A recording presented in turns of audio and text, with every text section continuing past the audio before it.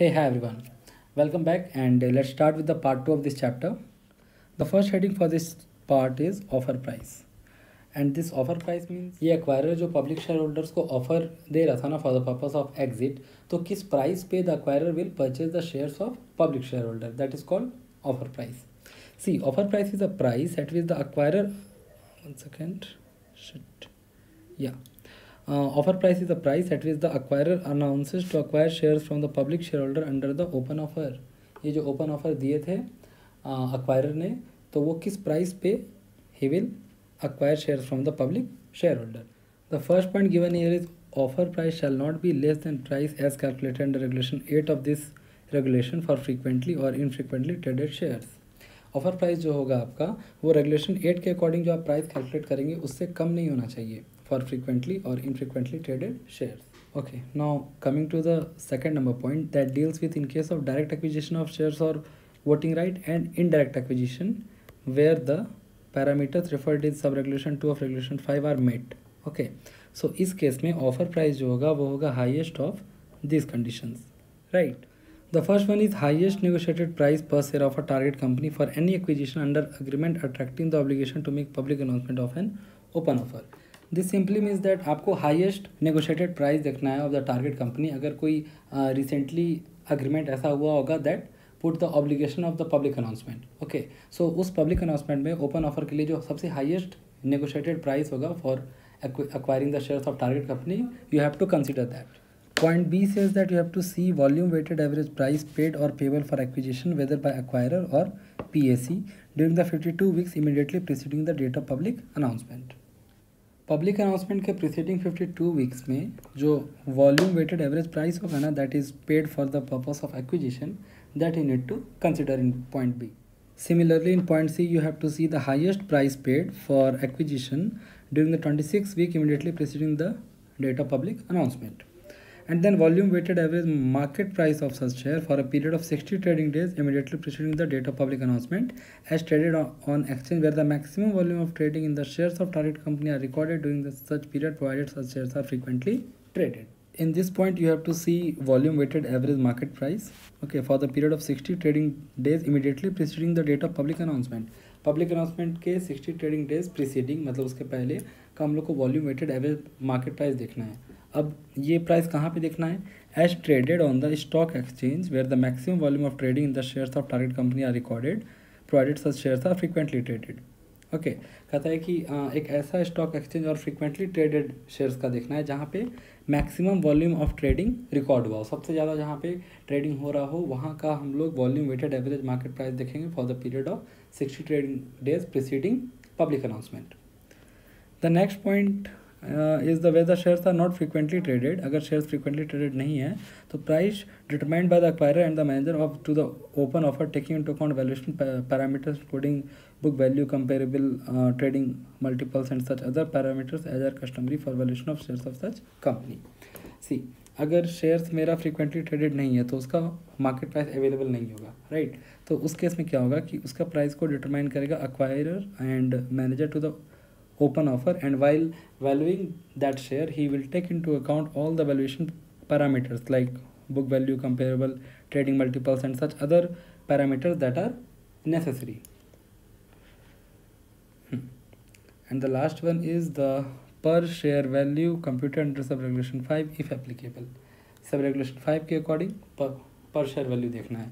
तो ये जो ए से एफ तक हम लोगों ने देखा ना, ए से F, this from A to F of the next page we have to take higher of this parameter where there is direct acquisition and indirect acquisition and the conditions of regulation 5 are met. Okay, अब हम लोग देखेंगे case of indirect acquisition. See, indirect acquisition of shares और voting right और control over the target company where the parameter of regulation 5 are not met. और यहाँ सिर्फ indirect acquisition है, पहले डायरेक्ट एक्विजिशन भी था. Okay, so now come to its pointers. The first one is highest negotiated price per share if any of the target company for any acquisition under the agreement attracting obligation to make public announcement of an open offer. ये शायद second वाले point का जो ए point था उससे same ही है कि जो सबसे हाईएस्ट नेगोशिएटेड प्राइस होगा ना, अगर टारगेट कंपनी का कुछ रिसेंटली ऐसा पब्लिक अनाउंसमेंट का ऑब्लिगेशन आया हो, ओके, उस केस में जो सबसे हाईएस्ट नेगोशिएटेड प्राइस हुआ था, that you need to consider. And the second requirement is volume weighted average price देखना है आपको during the 52 weeks immediately preceding the earlier of, okay, दो डेट्स यहाँ पर दी हुई है आपको, उसके अर्लियर डेट से प्रीसीडिंग 52 वीक में देखना है volume weighted average price. See, and the first date is date on which primary acquisition is contracted, and the date on which the intention or decision to make primary acquisition is announced in the public domain. The next point is on the same line that highest price देखना है आपको paid during the 26 week immediately preceding the earlier of, again there are two dates, date on which primary acquisition is contracted or date on which the intention or decision to make primary acquisition is announced in the public domain. Then the highest price paid you have to see between the earlier of date on which primary acquisition is contracted and date on which intention to make primary acquisition is announced in public domain, and the date of public announcement of the open offer for share of target company made under these regulation. इसमें बस एक ये date extra है, okay, ये first date, sorry ये first date, ये second date and ये third date में आपको अर्लियर देखना है, और उसमें जो हाईएस्ट प्राइस पेड होगा for the purpose of acquisition. उसके बाद नेक्स्ट पॉइंट नंबर ई है the volume weighted average market price देखना है आपको for a period of 60 trading days immediately preceding the earlier of date on which primary acquisition is contracted, date on which intention is announced in public domain, as traded on stock exchange where the maximum volume of trading of share of target company record हुआ हो, okay, during such period provided such shares are frequently traded, means shares frequently traded होना चाहिए और maximum volume of share जो record हुआ हो during preceding 60 days of this, the earlier of this 3 date, okay, और उसका volume weighted average market price देखना है, राइट। सो इस पॉइंट के लिए ये कंसिडर करेंगे। And the last point is per share value computed under sub regulation 5। So in the situation where there is indirect acquisition of shares और voting right control over the target company, and the regulation का requirement जो 5 में दिया हुआ है is not met, okay, so you have to see the higher of these points mentioned from A to F, right? Now the point number 4 after this states that in the event the offer price is incapable of being determined under any of the parameters specified in sub regulation 3, अगर सब regulation 3 में जो requirement दिया हुआ है उसके according अगर price determine ना हो पाए, सो उस केस में what we need to do. This sub regulation 3 here means ये जो इसके पहले वाला रेगुलेशन हम लोगों ने देखा ये 3 है, ये ओके, तो अगर इसके अकॉर्डिंग आप प्राइस नहीं डिटरमाइन कर पा रहे तो without prejudice to the requirement of sub regulation 5 की जो रिक्वायरमेंट है इसको बिना इफेक्ट किए हुए the offer price shall be the fair price of shares of the target company to be determined by the acquirer and the manager to the open offer taking into account valuation parameter, book value, comparable trading multiple and such other parameters as are customary for valuation of shares of such companies. ये अभी हम लोगों ने पहले भी देखा था, ठीक है, कि इनकेस आप अगर रेगुलेशन 3 के अकॉर्डिंग नहीं कर पा रहे वैल्यू तो आपको सारे नेसेसरी पैरामीटर को ध्यान में रखते हुए एक्वायरर और मैनेजर जो होंगे ओपन ऑफर के वो प्राइस को डिटरमाइन कर लेंगे, राइट। ये हम लोगों ने अभी प्रीवियस पेज में इनफ्रिक्वेंटली ट्रेडेड शेयर्स के केस में देखा था। अब देखते हैं कि ये 5 रेगुलेशन क्या कहता है। इट बेसिकली सेज दैट अगर इनडायरेक्ट एक्विजिशन और ओपन ऑफर हो रहा होगा under sub regulation 2 of regulation 5, जहाँ पे ये 3 प्रोपोर्शन यहाँ पे दिया हुआ है, ये 3 प्रोपोर्शन अगर इन एक्सेस ऑफ 15% हो on the basis of most recent audited annual financial statement, तो उस केस में acquirer be required to compute and disclose in the letter of offer the per share value of a target company taking into account for the acquisition along with detailed description of methodology adopted for such computation।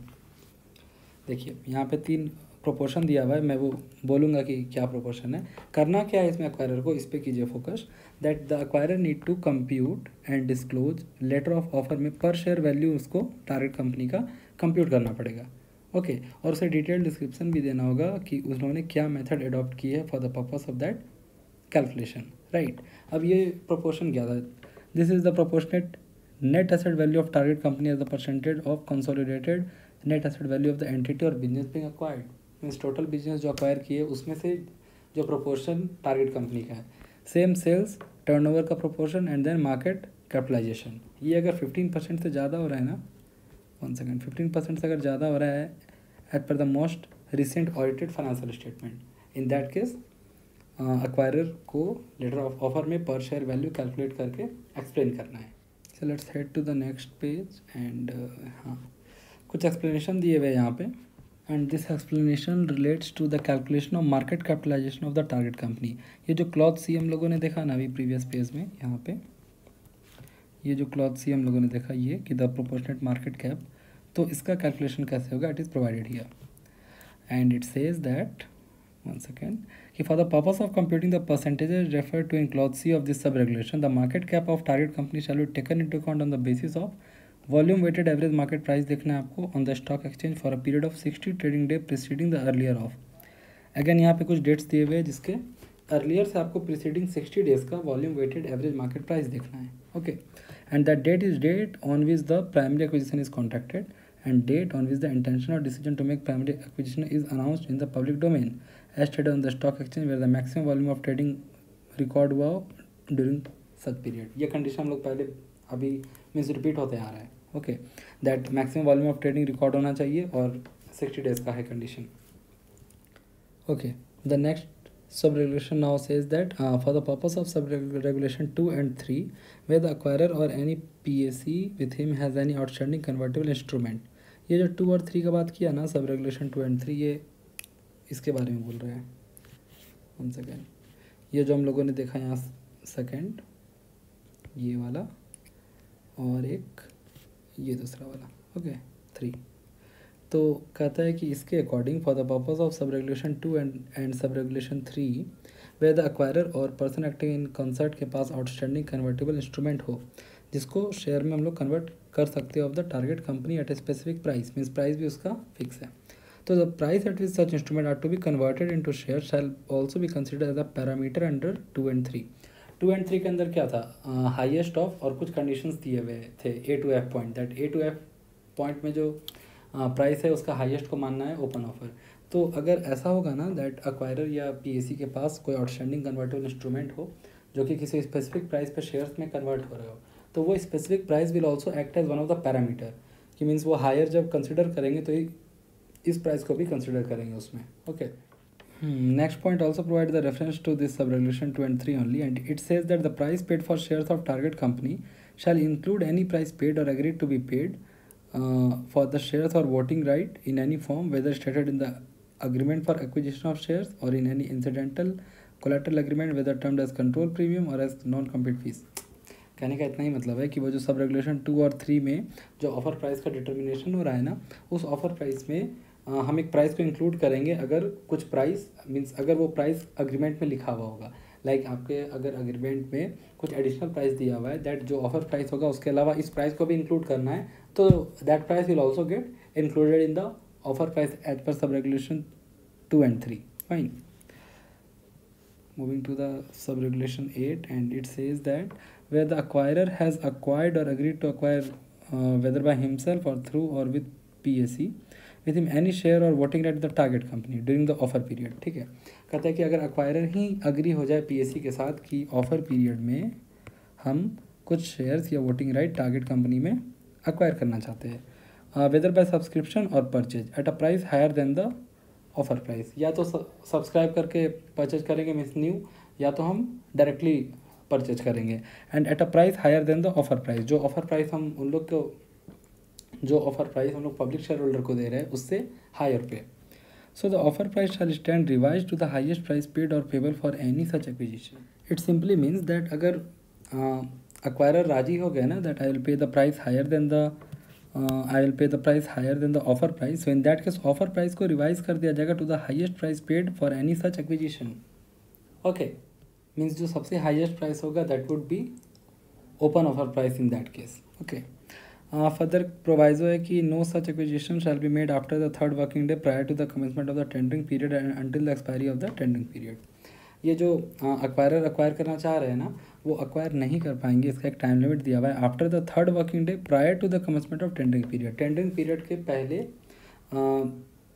After the 3rd working day prior to the commencement of tendering period means tendering period के पहले 3 दिन। Okay, and until the expiry of tendering period, और tendering period के expiry तक।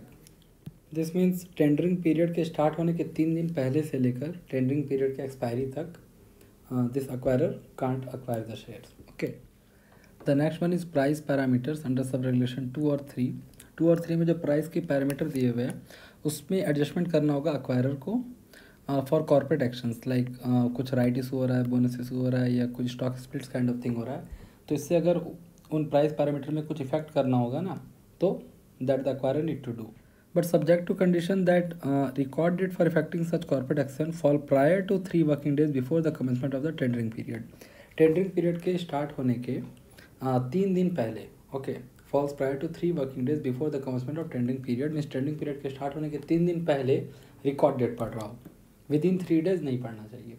Okay, तो अगर पहले record date पढ़ रहा है और उस बोनस इशू से या राइट इशू से अगर प्राइस के जो पैरामीटर्स दिए हुए हैं रेगुलेशन 2 और 3 में, उस पर कुछ इफेक्ट पड़ रहा हो ना, तो that would be surely adjusted. Further, one proviso is given that no adjustment shall be made for dividend declared with a record date falling during such period. उस पीरियड में ये जो 3 दिन पहले वाली रिक्वायरमेंट है, उसमें अगर रिकॉर्ड डेट आ भी रहा हो ना किसी डिविडेंड डिक्लेयर्ड का, तो उसका एडजस्टमेंट नहीं होगा। बट इसका भी एक एक्सेप्शन है, दैट मीन्स किस केस में डिविडेंड डिक्लेयर्ड का एडजस्टमेंट होगा। ओके, पहले यहाँ पे क्या लिखा हुआ है, provided that no adjustment shall be made dividend declared का जहाँ पे रिकॉर्ड डेट उस पीरियड में फॉल कर रहा हो, except that means the case where adjustment would be made for dividend declared, except where dividend per share is more than 50% higher than the average of dividend per share paid during 3 financial year preceding the date of public announcement। Public announcement के पिछले 3 financial year में जितना भी dividend per share दिया गया हो, उसका average से उसके एवरेज के 50% से ज़्यादा हो। ओके, मीन्स जो डिविडेंड पर शेयर है is more than 50% higher than the average of dividend per share, जो एवरेज आ रहा है उसके 50% से ज़्यादा हो, right. So in that case हम लोग डिविडेंड का भी एडजस्टमेंट करेंगे, अदरवाइज नहीं करेंगे। Okay, moving to the next sub regulation and it says that अगर एक्वायरर और पीएसी ने एक्वायर किया है share of target company during the period of 26 weeks after the tendering period के 26 वीक बाद तक अगर एक्वायरर ने एक्वायर किया और share at a price higher than the offer price under this regulation, इस रेगुलेशन में जो ऑफर प्राइस डिटरमाइन हुआ था सब रेगुलेशन 2 और 3 के अकॉर्डिंग, उससे अगर ज़्यादा प्राइस में एक्वायर किए तो उसमें क्या होगा, देखिए, acquirer and PAC shall pay the difference between the highest acquisition price and the offer price to all the share holder whose shares were accepted in the open offer within 60 days from the date of such acquisition. जो सबसे highest acquisition price होगा ना, उसमें और offer price में, मतलब obviously वो जो ऑफर प्राइस से ज़्यादा पे किए ना, वही होगा हाईएस्ट एक्विजिशन प्राइस। तो हाईएस्ट एक्विजिशन प्राइस और ओपन ऑफर के बीच का जो डिफरेंस होगा वो शेयर होल्डर को पे करना पड़ेगा within 60 days from the date of such acquisition. अब ऐसा इसलिए हो रहा है कि आपने जो ओपन ऑफर दिया है उसमें आप जो offer price public share holder को प्रोवाइड कर रहे हैं, ठीक है, उससे ज़्यादा में आप किसी से भी शेयर नहीं परचेज कर सकते हैं। मीन्स एक्वायरर को शेयर्स परचेज करना है पब्लिक शेयर होल्डर का, राइट, और उसके लिए एक ऑफर प्राइस भी इन लोग बता रहे हैं, तो वो ऑफर प्राइस ही पे करेंगे और उस प्राइस पे ही एक्वायर करेंगे पब्लिक शेयर होल्डर्स का शेयर। सो अगर ऐसा हुआ हो दैट टेंडरिंग पीरियड के 26 वीक बाद तक अगर एक्वायरर ने कभी ज़्यादा पैसे में ख़रीदा हो ना शेयर, तो जितना ज़्यादा में वो ख़रीदा होगा, that is the difference between highest price paid and the offer price that need to be paid to the public shareholders by acquirer। फिर एक प्रोवाइजो है, provided that this provision shall not be applicable to acquisition under another open offer under these regulation और percent to SEBI delisting regulation और open market purchase made in ordinary course of stock exchange. मतलब कहने का है कि अगर ये provision नहीं एप्लीकेबल होगा, ये जो हायर मीन्स ये जो डिफरेंस पे करने का है प्रोविज़न, ओके, ये प्रोविज़न एप्लीकेबल नहीं होगा अगर वो लोग हाईएस्ट प्राइस पे किए होंगे किसी अनदर ओपन ऑफर में, ठीक है। अगर उस ओपन ऑफर में पे करते हैं तो they need to comply, they need to pay the difference. But अगर कोई अनदर ओपन ऑफर में करते हैं लाइक डीलिस्टिंग रेगुलेशन के अंदर, तो उस केस में they don't need to comply with that.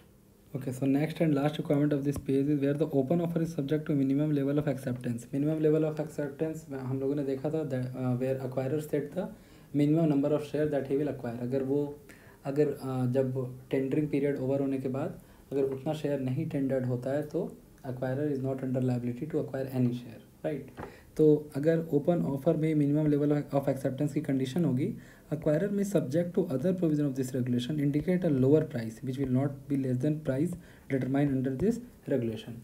तो जहाँ पे मिनिमम लेवल ऑफ एक्सेप्टेंस है वहाँ पे एक्वायरर को एक मिनिमम प्राइस भी बताना पड़ेगा, लोअर प्राइस, जो कि इस रेगुलेशन वाले प्राइस से कम नहीं होनी चाहिए।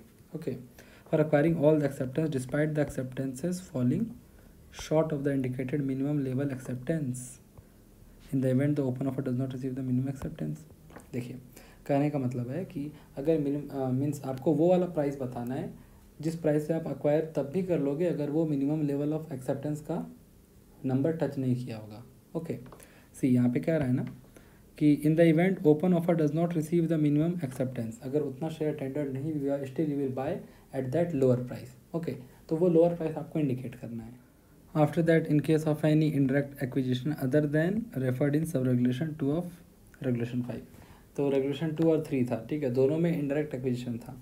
And here it is referring other than indirect acquisition referred in 2, that means 3 वाले को रखना है फोकस में, ठीक है। मीन्स 2 के अलावा जो हो रहा है इंडायरेक्ट एक्विजिशन, तो offer price shall stand enhanced by an amount equal to a sum determined at the rate of 10% per annum.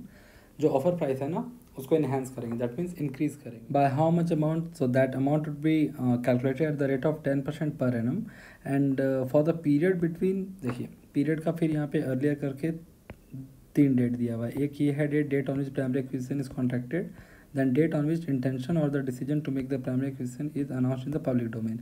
इस दोनों डेट का, ये वाले डेट का और ये वाले डेट का अर्लियर लेना है and date of the detail public statement. इस 2 डेट में जो डिफरेंस होगा 10% पर एनम के according the offer price will get enhanced. After that, offer price for partly paid up shares shall be computed as the difference between the offer price and amount due towards calls in arrear, including call remaining unpaid with interest if any thereon. This means partly paid up share का जो offer price होगा that will compute as the difference between the offer price. Offer price जो है plus amount due towards calls in arrear. जितना calls in arrear रहा है ना along with interest उसका और offer price का जो difference होगा that would be the offer price for partly paid up shares। कहने का मतलब कि जितना amount due होगा उतना ही उससे हम लोग कलेक्ट करेंगे। उसके बाद offer price for equity shares carrying differential voting rights, ऐसे इक्विटी शेयर जिनके पास डिफरेंशियल वोटिंग राइट्स है, okay, shall be determined by the acquirer and the manager to open offer with full disclosure of justification, that is acquirer को determine करना है offer price और उसका full justification देना है for the price so determined and that justification will get provided in the detailed public statement and the letter of offer. After this, the next point says that in the event of any of the price parameter contained in this regulation not being available or denominated in Indian rupees, कोई भी price parameter अगर ऐसा scene आ रहा है कि that is not denominated means वो Indian rupee के form में नहीं है, तो the conversion of such amount into Indian rupees shall be affected at the exchange rate as prevailing on the date preceding the date of public announcement and acquirer shall set out the source of such exchange rate in the public announcement। कहता है कि public announcement से just पहले वाले date पे जो exchange rate होगा ना उस एक्सचेंज रेट के हेल्प से we will convert that foreign denominated rupees into Indian denominated rupees, right. और उसके रिगार्डिंग जो सोर्स ऑफ एक्सचेंज रेट है that the acquirer need to disclose in the public announcement and the detailed public statement and the letter of offer. So now let's see the last regulation for this offer price 16. It says that for purpose of clause E of subregulation 2 and subregulation 4, पहले देखिए subregulation 4 क्या था, इसमें वो वाले case थे जब price determine नहीं हो पा रहा है। subregulation 4 देखिए क्या था यहाँ पे, that in the event offer price is incapable of being determined। Same way क्या है रेगुलेशन 2 के ई में C, when the shares are not frequently traded, तो उसके प्राइस को डिटरमाइन करना पड़ता था taking into account valuation parameter. Okay, so basically जहाँ पे शेयर्स इनफ्रीक्वेंटली ट्रेडेड है और उसका वैल्यूएशन नहीं हो पा रहा है तो उस केस में क्या करना है, देखिए clause E of sub regulation 2 and sub regulation 4 हम लोगों ने देखा। तो सेबी में at the expense of the acquirer require valuation of shares by an independent merchant banker. SEBI जो है ना वो एक्वायरर को बोलेगा कि आप जब इसको खुद से ही वैल्यू कर रहे हैं तो आप अपना पैसा खर्च करके एक इंडिपेंडेंट मर्चेंट बैंकर से इसका वैल्यूएशन कराइए, okay, other than the manager to the open offer. That means वो जो मर्चेंट बैंकर होंगे वो उस ओपन ऑफर के मैनेजर नहीं होने चाहिए, या तो किसी independent chartered accountant in practice जिनका पास मिनिमम एक्सपीरियंस हो 10 ईयर्स का, उनसे आप इसका वैल्यूएशन कराइए, ठीक है। रेगुलेशन 4 में दिया हुआ है, सब रेगुलेशन 4 में और clause E of sub regulation 2 में ऐसा रिक्वायरमेंट है that acquirer manager of this offer के साथ मिलके वैल्यूएशन करेगा. So it is telling that SEBI में डायरेक्ट टू एक्वायरर कि आप अपना पैसा खर्च करके एक मर्चेंट बैंकर को अपॉइंट कीजिए और उनसे वैल्यूएशन कराइए, या फिर किसी सीए इन प्रैक्टिस को अपॉइंट कीजिए जिनके पास कम से कम 10 साल का एक्सपीरियंस हो. So these were the sub regulation for offer price. Regulation 8 में दिया हुआ है ऑफर प्राइस, और ये काफ़ी लंबा था आई थिंक, और इसको ध्यान से 4-5 बार पढ़ेंगे. ओके सी, यहाँ से ऑफर प्राइस स्टार्ट हुआ था रेगुलेशन 8, और ये रेगुलेशन 8 सब रेगुलेशन 16 तक चला, राइट. सो अब बढ़ते हैं submission of draft letter of offer. ये ओपन ऑफर करने के लिए जो हम लोग ड्राफ्ट लेटर सबमिट करते हैं उसके रिलेटेड क्या रेगुलेशन है, let's see. The acquirer shall submit a draft letter of offer to SEBI within 5 working days from the date of detailed public announcement, along with a non-refundable fee as applicable. Detailed public announcement होने के 5 दिन के अंदर आपको non refundable fees के साथ draft letter of offer SEBI के पास सबमिट करना है, right. And this non refundable fees will be determined as per the consideration payable under the open offer. Means उस ओपन ऑफर के अंडर आप ओवरऑल, दैट मीन्स टोटल जितना consideration pay करने वाले होंगे पब्लिक शेयर होल्डर को, your fees will depend upon that. See, if the consideration payable is up to 10 crores then your fees will be 5 lakh. More than 10 crore rupees but less than or equal to 1000 crore rupees. If the consideration is more than 10 crores but 1000 crore के अंदर है तो 0.5% of the offer size, right. और अगर more than 1000 crore है तो 5 crore rupees plus 0.125% of the portion of the offer size in excess of 1000 crore rupees. देखिए, अगर 1000 करोड़ से ज़्यादा है ना तो 5 करोड़ तो आपको लगेगा ही, plus 0.125% of the portion of offer size in excess of 1000 crore rupees. That means offer size minus 1000 crore. Okay, it means इतना का 0.125% लगेगा other than 5 crore rupees. Let's move to the next page, and it is telling that the consideration payable under the open offer shall be calculated at the offer price. Means जो consideration payable होगा that will be calculated on the basis of offer price. जो offer price हम लोगों ने determine करना अभी देखा था, ठीक है. Assuming full acceptance of the open offer and in the event the open offer is subject to differential pricing shall be computed at the highest offer price irrespective of manner of payment of the consideration. See, this simply means that consideration payable under the open offer shall be calculated at the offer price. और हम लोग ये assume करेंगे कि full acceptance हो गया open offer का. Open offer जो दिया गया ना, it is fully accepted and then we will multiply the number of accepted shares with the offer price. Okay, और अगर ओपन ऑफर में डिफरेंशियल प्राइसिंग का कुछ क्लॉज होगा, दैट मीन्स कुछ प्राइस का दाम कुछ शेयर्स का दाम डिफरेंट है एंड कुछ शेयर्स का दाम different. So in that case for the purpose of consideration payable, ये कंसिडरेशन पेबल जब निकालना होगा ना, उस समय हम लोग कंप्यूट करेंगे हाईएस्ट ऑफर प्राइस के बेसिस पे. Okay, and respect of the manner of payment of the consideration, that means ये कंसिडरेशन कैसे पे हो रहा है, that is not relevant in the case. So जब एक हम लोग को कंसिडरेशन पेबल निकालना होगा, अब ये कंसिडरेशन पेबल हम लोग निकाल क्यों रहे हैं, बिकॉज ये जो फीस पे करना है ना, ये फीस जो पे करना है this will depend upon the consideration payable under the open offer, ठीक है. ये जो हम लोगों ने कंडीशन देखा यहाँ पे. So that's why it is necessary to calculate the consideration payable under the open offer, और वो ऑफर प्राइस के बेसिस पे होगा assuming full acceptance of the open offer. और जहाँ पे डिफरेंशियल प्राइस का कॉन्सेप्ट है तो हम लोग हाईएस्ट प्राइस को कंसिडर करेंगे as a offer price. Now the next para is telling that in case consideration payable जो है वो इन्हेंस हो जाए. क्यों? क्योंकि रिवीजन हो गया ऑफर प्राइस में या ऑफर साइज में, and the fees payable shall stand revise accordingly. देखिए, कंसिडरेशन पेबल पे आपका फीस डिपेंडेंट है, तो इन केस अगर आपका ऑफर प्राइस बढ़ने से कंसिडरेशन पेबल इंक्रीज हो जाए ना, तो फीस उसके अकॉर्डिंगली ही बढ़ जाएगा, और वो फीस को आपको पे करना पड़ेगा within 5 working day from the date of such revision, right. And last, simultaneously, a copy of the draft letter of offer shall be sent to the target company at its registered office and to all stock exchange where the share of the companies are listed. Copy of draft letter of offer आपको target company में के registered office में करना है send, और सारी stock exchange पे करना है सेंड जहाँ पे कंपनी की शेयर लिस्टेड है. So this we have seen submission of draft letter of offer to SEBI within 5 working days of the detailed public announcement. Okay, now हम लोग देखेंगे कि ये लेटर ऑफ ऑफर को डिस्पैच कब करना है. देखिए कहता है एक्वायरर को ये इंश्योर करना है कि ये जो लेटर ऑफ ऑफर है ना, ये डिस्पैच हो जाना चाहिए टू एवरी शेयर होल्डर जिनका नाम register of member of the target company में शो हो रहा है, okay, as of the identified date, not later than 7 working day from the date of receipt of communication of comments from the SEBI.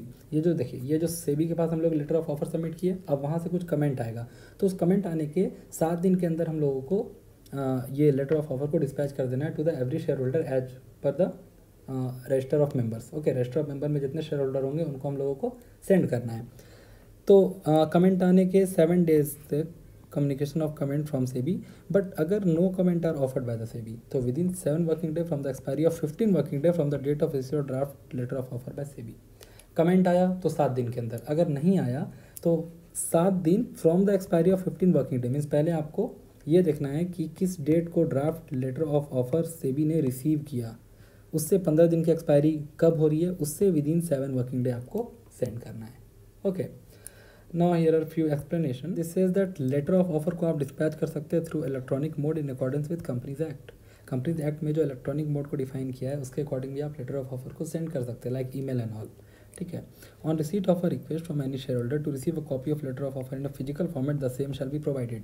But अगर कोई share holder request कर रहे हैं कि I want to receive copy of letter in physical format, तो वो आपको provide कराना होगा। The aforesaid shall be discussed in the letter of offer. और ये जो 2 कंडीशन है ये लेटर ऑफ ऑफर में आपको डिस्कस करना है कि हम लोग ईमेल से भी सेंड कर सकते हैं और किसी को चाहिए तो वो प्लीज़ मुझसे रिक्वेस्ट करें। अब नेक्स्ट क्या कह रहा है कि अगर कोई शेयर होल्डर है जिनका 5% से कम वोटिंग राइट है टारगेट कंपनी में और वो इंडिया से बाहर रेसिडेंट है, ठीक है, और वो जहाँ के रेसिडेंट है ना, वहाँ के लोकल लॉ या रेगुलेशन के अकॉर्डिंग एक्वायरर को कुछ material risk of civil, regulatory या क्रिमिनल लाइबिलिटी हो सकती है अगर वो वहाँ पे उनको ये लेटर ऑफ ऑफर सेंड करे तो, okay. So in that case the acquirer may refrain from dispatch of the letter of offer into such jurisdiction. उस केस में एक्वायरर मना कर सकता है दैट हम वहाँ पे सेंड नहीं करेंगे, right.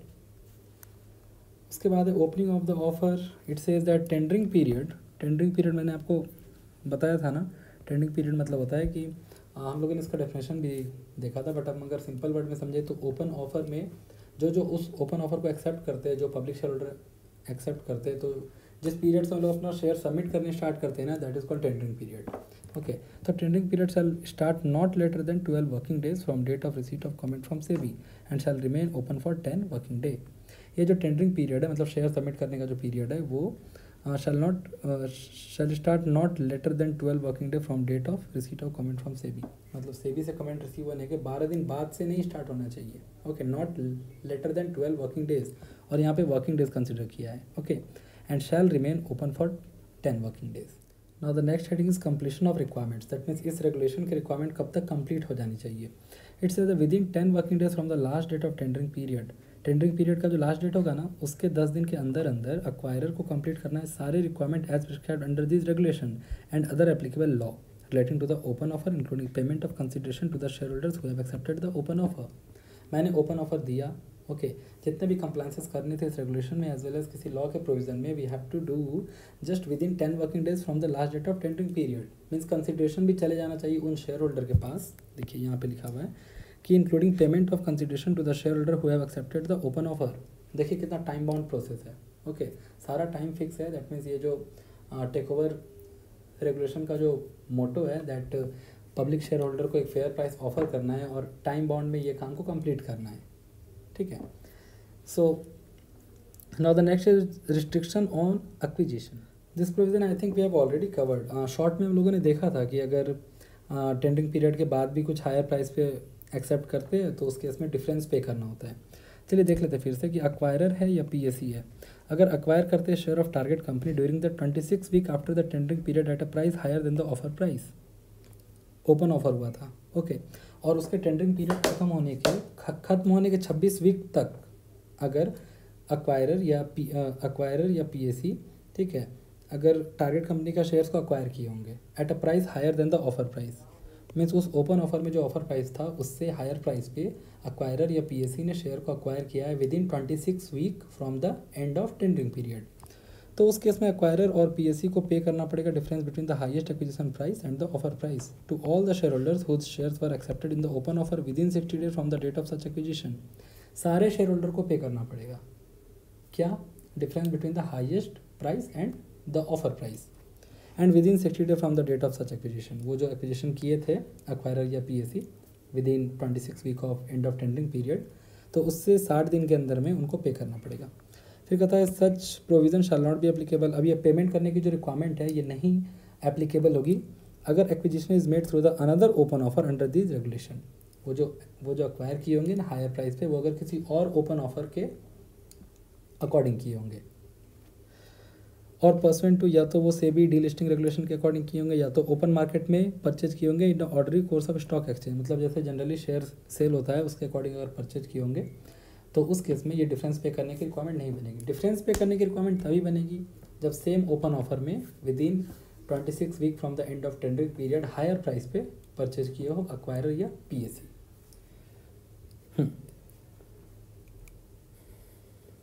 Provision of escrow. This escrow account basically mean an account where funds are held in trust while two or more parties have to complete a transaction। ठीक है, basically security kind of thing होता है कि इस account में हम submit करते हैं as a trust. Okay, so कहता है not later than 2 working days prior to the date of detailed public statement of open offer for acquiring shares. ये जो date of detailed public statement है ना फॉर ओपन ऑफर, इसके 2 दिन not later than 2 working days prior, 2 दिन से पहले means at least 2 दिन पहले आपको अक्वायरर को क्या करना पड़ेगा, एक एस्क्रो अकाउंट क्रिएट करना पड़ेगा toward security for performance of his obligation. I told you ना दैट ये एस्क्रो अकाउंट बनता ही है एज अ ट्रस्ट, तो अपने परफॉर्मेंस ऑफ हिज ऑब्लिगेशन के सिक्योरिटी के तौर पे उन्हें एस्क्रो अकाउंट क्रिएट करना पड़ेगा and deposit in escrow account such aggregate amount as per the following scale. इस पैरामीटर के according he need to submit the amount in escrow account. कहता है कंसिडरेशन जो पेबल होगा ऑन द ओपन ऑफर, इसके according it depends that how much amount he need to submit in the escrow account.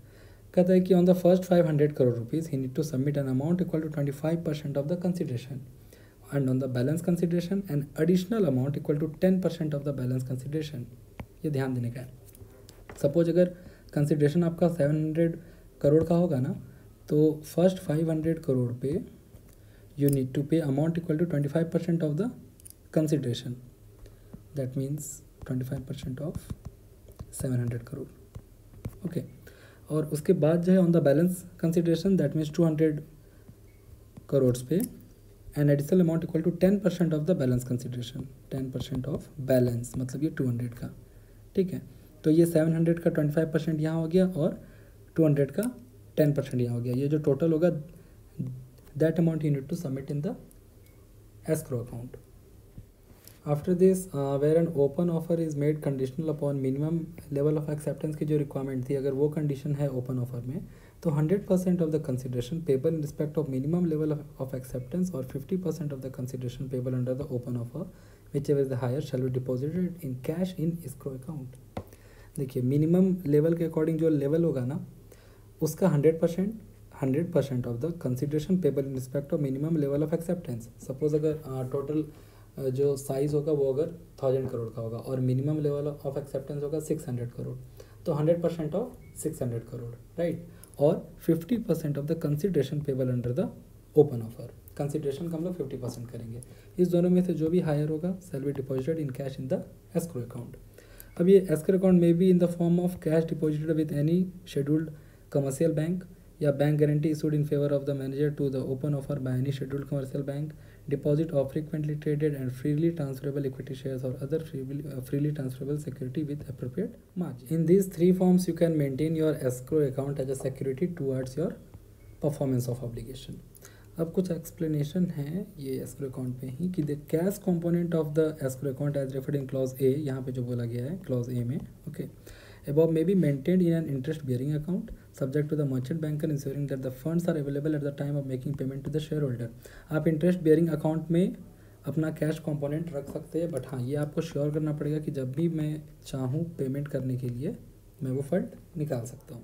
Further अगर escrow account being created by way of bank guarantee और by deposit of security, अगर इस 2 तरीके से आप escrow account बना रहे हो तो अक्वायरर को ये इंश्योर करना है कि एटलीस्ट 1% जो है ना टोटल कंसिडरेशन पेबल का is deposited in cash with a scheduled commercial bank as a part of the escrow account. Now this ये जो पार्ट एटलीस्ट 1% जो डिपॉजिट किया है ना कैश में उसके रिगार्डिंग बोल रहा है कि for such part of escrow account as in the form of cash deposit with scheduled commercial bank Acquirer shall while opening the account, जब acquirer account open करा रहा होगा ना उस scheduled बैंक में, he would empower the manager to the open offer to instruct the bank to issue a banker's check or demand draft or to make payment of amount lying to the credit of escrow account. वो क्या करेगा, empower कर देगा manager to the open offer को, that means उसको authorise कर देगा that he can instruct the bank, मतलब बेसिकली ऑथराइज सिग्नेटरी का बात है कि वो चेक वगैरह इशू करते टाइम वो साइन कर सके. Okay, to make the payment of amount lying to the credit of escrow account in accordance with the requirement, जब जब हो इस रेगुलेशन में. ओके, ये तो थी कैश डिपॉजिट की बात.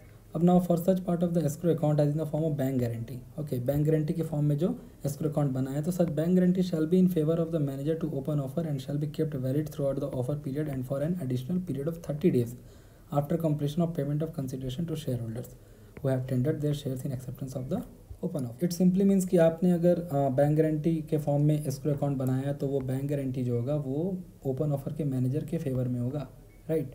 और you and it shall be kept valid throughout the offer period and for an additional period of 30 days after completion of payment of consideration. जब हम शेयर होल्डर को कंसिडरेशन का पेमेंट कर भी देंगे उसके 30 days बाद तक हमें एक्टिव रखना है in order to avoid any contingency, right. उसके बाद for such part of escrow account as in the form of security, वो एस्क्रो अकाउंट जो कि सिक्योरिटी के फॉर्म से क्रिएट हुआ हो. In this case also acquirer empower the manager to the open offer, means manager to the open offer को escrow account के matter पे बहुत पावर मिले हुए, ठीक है. यहाँ भी इनको ही रियलाइज़ करना है value of such escrow account by sale और अदरवाइज, मीन्स सिक्योरिटी के फॉर्म में वो एस्क्रो अकाउंट बना. Okay, so for the purpose of realising it in cash the acquirer shall authorize manager to the open offer to realize the same. Okay, and in the event there is any shortfall in the amount required to be maintained in the escrow account, the manager to the open offer shall liable to make good such shortfall. इतना इसकी responsibility है. So in case कभी ऐसा हो जाए कि escrow account में जो मिनिमम अमाउंट है उससे कुछ शॉर्टफॉल हो रहा है ना, तो manager to the open offer को ही उसे गुड करना है, दैट मीन्स कॉम्पनसेट करना है. And the final point for escrow account is manager to the open offer shall not release the escrow account until the expiry of 30 days from the completion of payment of consideration to shareholders. जितने भी share holder ने अपने share को tender किया था ना, who have tendered their share, उनको जब तक पेमेंट ऑफ कंसिडरेशन ना हो जाए प्लस 30 days बीतने के बाद, expiry of 30 days from the completion of payment of consideration to shareholder. Mean share holder को कंसिडरेशन पे होने के 30 days बाद आपको रिलीज़ करना है एस्क्रो अकाउंट, दैट मीन्स उसे बंद करना है या जो भी करना है. But till 30 days from the payment of consideration to the share holder you can't sum up the escrow account. Okay, the next one is mode of payment. Let's move to the next phase कि ये जो mode of payment ये किसके respect में है, for payment of consideration. Okay, ये जो public share holders को जिन्होंने अपना शेयर टेंडर किया है इस ओपन ऑफर में, ये सारा कॉन्सेप्ट है ना ध्यान में. तो इस ओपन ऑफर के अकॉर्डिंग जो पेमेंट हो रहा है ना, द ऑफर प्राइस में भी पेड. देखिए यहाँ पे लिखा भी हुआ है कि द ऑफर प्राइस में भी पेड, मीन्स ये ओपन ऑफर के अकॉर्डिंग जो ऑफर प्राइस है इसे हम पे कैसे करेंगे. सबसे पहला है cash. We can pay it in cash और बाय द इशू एक्सचेंज और transfer of listed shares in the equity share capital of the acquirer. That means हम लोग इक्विटी शेयर कैपिटल से भी पे कर सकते हैं. और ये उस टारगेट कंपनी का नहीं होगा, ओके, क्योंकि उसी कंपनी का तो शेयर हम सेल कर रहे हैं, राइट. तो फिर हम कंसिडरेशन में सेम कंपनी का शेयर कैसे वो एक्सेप्ट कर सकते हैं. आप देखिए कहीं भी इस पॉइंट में equity share capital of target company नहीं लिखा है, ऑफ द एक्वायरर लिखा है. मीन्स एक्वायरर का अगर कहीं और भी होगा लिस्टेड शेयर तो उसका ट्रांसफ़र से भी पेमेंट हो सकता है. Same way by issue exchange और transfer of listed secured debt instrument issued by the acquirer or any PSC with a rating not inferior to investment grade. Investment grade का जो रेटिंग होता है उससे इन्फीरियर नहीं होना चाहिए उसका rating. Through that also payment can be made. अब ये जो इन्वेस्टमेंट ग्रेड होता है ना, ये क्रेडिट एजेंसीज़ के बीच में डिफ़र करता है. लाइक मूडीज़ के लिए ऐसा हो सकता है कि AA जो है वो इन्वेस्टमेंट ग्रेड है, तो किसी और क्रेडिट रेटिंग एजेंसी के लिए ऐसा हो सकता है कि B इज़ इन्वेस्टमेंट ग्रेड. तो ये जो इन्वेस्टमेंट ग्रेड का जो रेटिंग है ना उससे इन्फीरियर वो नहीं होना चाहिए, ठीक है. उसके बाद कहता है बाय इशू एक्सचेंज और transfer of convertible debt security entitling the holder thereof to acquire listed shares in the equity share capital of the acquirer or any person acting in concert. Basically कहने का मतलब है convertible debt security जिसके convert होने पे क्या मिले हमें, acquire listed shares in the equity share capital of the acquirer. Combination of the mode of payment of consideration A, B, C and D, means in चारों को मिलाकर भी आप कंसिडरेशन का पेमेंट कर सकते हैं. हाँ से ये पैरा बहुत इंटरेस्टिंग है. कहता है कि अगर एक्वायरर या PSC ने 52 week immediately preceding the date of public announcement agree किया हो दैट हम अक्वायर करेंगे कुछ शेयर्स, ठीक है, और वो जो शेयर है वो अगर more than 10% of the voting rights in the target company हो रहा है ना, और उसका पेमेंट अगर कैश में हुआ है। अब पढ़ते हैं, where any shares have been acquired or agree to be acquired by the acquirer and PAC, अगर पीएसी और अक्वायरर ने अग्री किया है to acquire some shares during the 52 week immediately preceding the date of public announcement, public announcement के date के 52 week preceding में, और वो जो अक्वायर कर रहा है share that constitute more than 10% of the voting right in the target company, और उसका पेमेंट भी हुआ है कैश में, तो ये जो ओपन ऑफर होगा ना, the open offer shall entail an option to share holder to require payment of the offer price in cash. इस ओपन ऑफर के अकॉर्डिंग जितने भी शेयर होल्डर ने अपना शेयर को टेंडर किया उनके पास एक ऑप्शन आएगा कि वो पेमेंट ऑफ कंसिडरेशन मांग सकते हैं कैश में। And a share holder who has not exercise an option in his acceptance, मतलब जो शेयर होल्डर कैश में लेने का ऑप्शन को एक्सेप्ट नहीं करते हैं ना, डीम कर लिया जाएगा कि have opted for receiving the offer price in cash. Ultimately कहने का मतलब ये है कि अगर एक्वायरर और पीएसी ने पब्लिक अनाउंसमेंट के डेट के इमीडिएटली प्रीसीडिंग 52 वीक में शेयर को अक्वायर किया होगा, और वो अगर more than 10% of the voting right in target company हुआ और उसका पेमेंट कैश में हुआ, सो इन दैट केस जितने भी शेयर होल्डर है जिन्होंने ऑफर ओपन ऑफर को एक्सेप्ट किया है उनके पास ये ऑप्शन होगा कि वो ऑफर प्राइस को कैश में डिमांड कर सकते हैं कि प्लीज़ पे मी इन कैश। और जो शेयर होल्डर ये कैश का ऑप्शन अवेलेबल नहीं करते उनको भी हम लोग deem to have opted for receiving the offer price in cash मानेंगे। फाइन। अब कहता है in case of revision in offer price the mode of payment of consideration may be altered subject to the condition that the component of offer price to be paid in cash prior to such revision is not reduced। अगर offer price में revision हो गया, suppose कर लीजिए अगर बढ़ गया, तो mode of payment of consideration भी उसके अकॉर्डिंग चेंज हो जाएगा, बट कंडीशन ये है कि रिवीजन होने के पहले जितना कंपोनेंट पे करना था ना कैश में वो चेंज नहीं होगा, उतना तो आपको करना ही है पे। जो इन्हेंस हुआ है, जो अमाउंट इंक्रीज हुआ है ना ऑफर प्राइस से, उसका पेमेंट मोड चेंज हो सकता है, बट ये कैश में पे करने का जितना का रिक्वायरमेंट मिनिमम रिक्वायरमेंट था आपका already, that will not change. The next heading withdrawal of open offer. ये जो ओपन ऑफर दिया गया था to public share holder for giving the opportunity to exit okay at the offer price, उसे हम withdraw करना चाहते हैं। ये तो बहुत बड़ी बात हो गई, ठीक है। अब देखिए, an open offer for acquiring shares once made shall not be withdrawn except under any of the following circumstances. Means ये जो सर्कमस्टांसेस दिया हुआ है ना, इस केस में ही सिर्फ आप जो ओपन ऑफर दिए थे उसे आप विड्रॉ कर सकते हैं। पहला रीज़न है स्टैच्यूटरी अप्रूवल जो चाहिए था आपको ओपन ऑफर के लिए या फिर एक्विजिशन करने के लिए have been finally refused okay, या the acquirer being a natural person has died. Natural person means वो इंडिविजुअल था, उनका डेथ हो गया। If there would be any condition stipulated in the agreement for acquisition जिससे अट्रैक्ट होता obligation to make the open offer is not met okay, अगर जिस condition के अट्रैक्ट होने से ओपन ऑफर करने का ऑब्लिगेशन होता वो ही पूरा नहीं हुआ okay, for any reason outside the reasonable control of the acquirer then it should be disclose in the detailed public statement and the letter of offer. और इस केस में आप ओपन ऑफर को विड्रॉ कर सकते हैं, बट यहाँ कुछ एक्सेप्शन है शायद। However, an acquirer shall not withdraw an open offer pursuant to public announcement made under this sub-regulation of Regulation 13, even if the proposed acquisition through the preferential issue is not successful. This simply mean to say that अगर ये Regulation 13 2G के according हो रहा होगा ना acquisition, ये हम लोगों ने यहाँ पे कवर किया था, एक बार देख लेते हैं। देखिए 13 2G acquisition of shares voting right और control over the target company pursuant to an preferential issue okay. Preferential issue के अकॉर्डिंग अगर एक्विजिशन ऑफ शेयर्स हो रहा है, सो उस केस में क्या बोला है यहाँ पे, हाँ चलिए अब देखते हैं इसे। कहता है कि अगर acquirer however an acquirer shall not withdraw an open offer pursuant to a public announcement made under this regulation, जो रेगुलेशन हम लोगों ने देखा, even if propose acquisition through a preferential issue is not successful. आप issue कर रहे हैं through preferential issue, आप जो ये ओपन ऑफर कर रहे हैं that you are doing by the route of preferential issue, so उस केस में अगर प्रेफरेंशियल इशू की रिक्वायरमेंट मेट नहीं होती है, still you can't withdraw your open offer.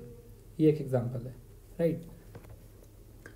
And the last one is such circumstances as in the opinion of SEBI merit withdrawal.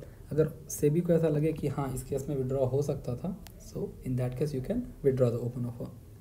SEBI shall pass a reasoned order permitting withdrawal and such order shall be listed by SEBI on its official website. एक order issue करेगा SEBI that yes I am permitting you to withdraw this open offer, and that order shall be listed by SEBI in its official website. Now there are some obligation of acquirer with the manager to the open offer in case where there is withdrawal of open offer. कहता है in the event of withdrawal of open offer, जब open offer का withdraw हो रहा है तो acquirer shall through the manager within 2 working days उनको announcement करना है इन द सेम न्यूज़पेपर जिसमें public announcement of the open offer हुआ था। उसमें उसे ग्राउंड्स एंड रीज़न बताना है that why the open offer has been withdrawn, and simultaneously with the announcement inform in writing to SEBI, उस अनाउंसमेंट के साथ साथ उनको सेबी को इन्फॉर्म करना है about the withdrawal of offer or to all the stock exchange on which the shares of target company are listed, and stock exchange shall forthwith disseminate such information to the public। मतलब वो stock exchange के पास पहुंचाएगा और stock exchange पूरे public के पास पहुंचाएंगे, और target company को भी उनके रजिस्टर्ड ऑफिस पे ये इंटीमेट करना है दैट हम लोगों ने जो ओपन ऑफर दिया था वो विड्रॉ कर लिया गया है। The next heading obligation of the target company means जिस कंपनी का सब्सटेंशियल एक्विजिशन ऑफ शेयर्स हो रहा है उसकी ऑब्लिगेशन क्या है। Upon a public announcement of an open offer for acquiring shares of target company being made, the board of directors of such target company shall ensure that during the offer period the business of the target company is conducted in the ordinary course consistent with past practice। It means to say that जिस target company का public announcement हो चुका है for an open offer of acquiring shares, तो board of directors को ये ध्यान रखना है कि ऑफर पीरियड में भी उनका बिजनेस बिल्कुल एज यूजुअल चले जैसा उनका ऑर्डनरी कोर्स में चलता था। Now during the offer period, unless the approval of shareholder of target company by way of SR by postal ballot is obtained, the board of directors of either the target company or any of its subsidiaries shall not see। यहाँ पे कुछ requirement दिया हुआ है जो कि board of directors तभी कर सकते हैं when they have approval of shareholders by way of special resolution। okay, जैसे कि alienate any material asset whether by way of sale, lease, encumbrance or otherwise, or enter into any agreement outside the ordinary course of business। This alienate also means transfer of ownership। मतलब आप simply समझिए कि किसी भी material asset को वो बेच नहीं सकता है whether by way of sale और लीज या encumbrance means transfer of ownership वो नहीं कर सकता है किसी भी मटेरियल असेट का उस समय जबकि उनका ऑफर पीरियड चल रहा हो plus approval of share holder उनके पास ना हो। Okay, next is effect any material borrowing outside the ordinary course of business means normal course of business के अलावा कोई मटेरियल बोरोइंग नहीं करना है। इशू और allot any unauthorised but unissued security entitling the holder to voting rights, किसी भी तरह का ऐसा अनइशूड सिक्योरिटी जो कि अभी तक इशू नहीं हुआ था उसे इशू नहीं करना है जिससे वोटिंग राइट मिलता हो, right. However the target company और इट्स सब्सिडरीज में कुछ यहाँ पे एक्सेप्शंस होंगे। ये एक्सेप्शंस किस बात के है? इस बात के कि आप अनइशूड सिक्योरिटी जिसमें वोटिंग राइट्स मिल रहा है वो आप इशू नहीं कर सकते। तो सी टारगेट कंपनी और इट्स सब्सिडरी में इशू और allot shares upon conversion of convertible security issued prior to the public announcement of the open offer. ठीक है, अगर ये पब्लिक अनाउंसमेंट के पहले कोई कन्वर्टेबल सिक्योरिटी इशू हुआ होगा ना तो उसके कन्वर्सन पे जो इक्विटी शेयर कैपिटल या जो भी मिल रहा होगा उसका इशू हो सकता है या उसका अलॉटमेंट हो सकता है। Then issue or allot shares pursuant to any public issue in respect of which the red herring prospectus has been filed with the ROC, that means Registrar of Companies, prior to the public announcement of the open offer।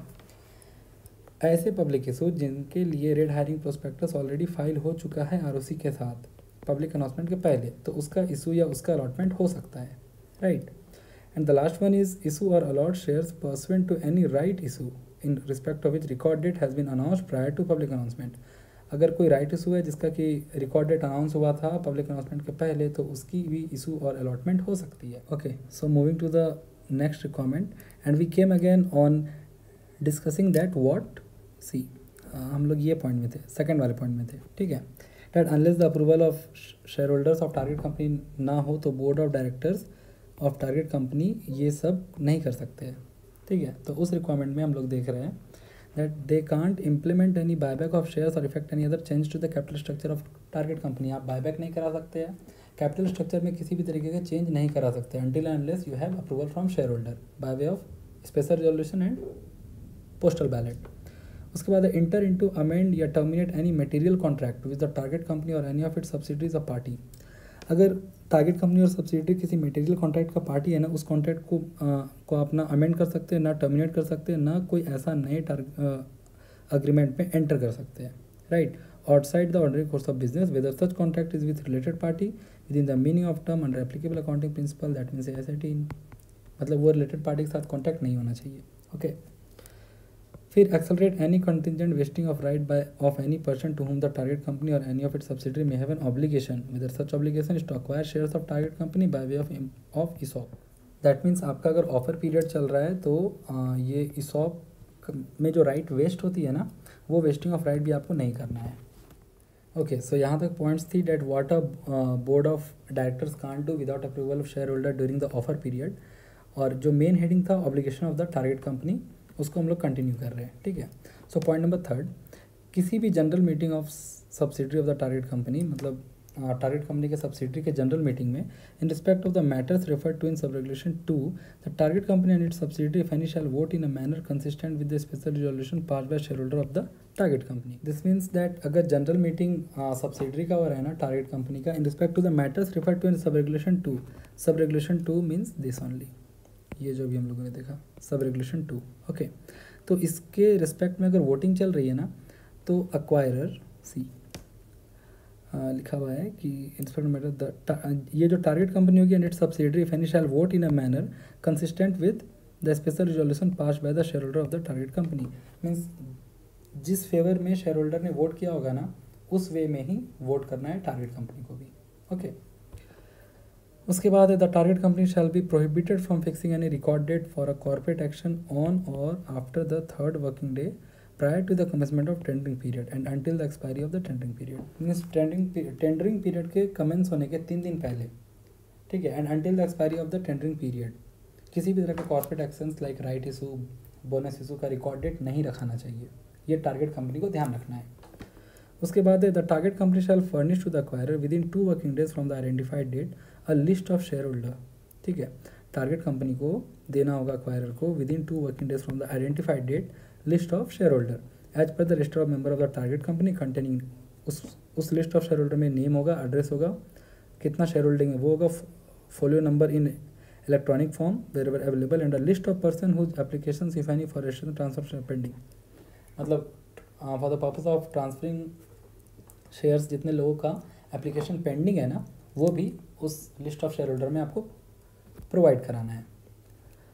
So move to the next page and it is telling that however where the acquirer shall reimburse reasonable cost payable by the target company to external agency in order to furnish such information। This means अगर ये requirement पूरा करने के लिए, ये share holder list provide करने के लिए किसी एक्सटर्नल एजेंसी का हेल्प लिया गया होगा ना, मीन्स टारगेट कंपनी ने अगर किसी एक्सटर्नल एजेंसी का हेल्प लिया होगा, तो उसमें जो भी कॉस्ट लगा होगा तो रीजनेबल कॉस्ट रीइम्बर्स कर दिया जाएगा अक्वायरर के द्वारा। Acquirer will pay to the target company. Okay, next is upon receipt of the detailed public statement, board of director of target company shall constitute a committee of independent directors to provide reasoned recommendation on such open offer। target company shall publish such recommendation।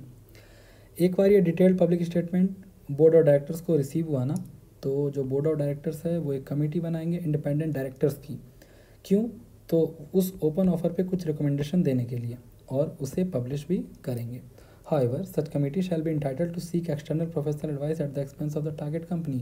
ये जो committee बनेगी independent director की, वो अगर किसी external professional advice को कोई expert अगर एम्प्लॉय करना चाहते हैं तो वो कर सकते हैं, और उसका पैसा पे करेगा टारगेट कंपनी। ना ये जो इंडिपेंडेंट डायरेक्टर्स की जो कमेटी फॉर्म हुई है ना, it shall provide its written reason recommendations on the open offer to the share holders of the target company, and वो रिकमेंडेशन को पब्लिश किया जाएगा in such form as may be specified at least 2 working days before the commencement of tendering period in the same newspaper जहाँ पे public announcement of open offer हुआ था।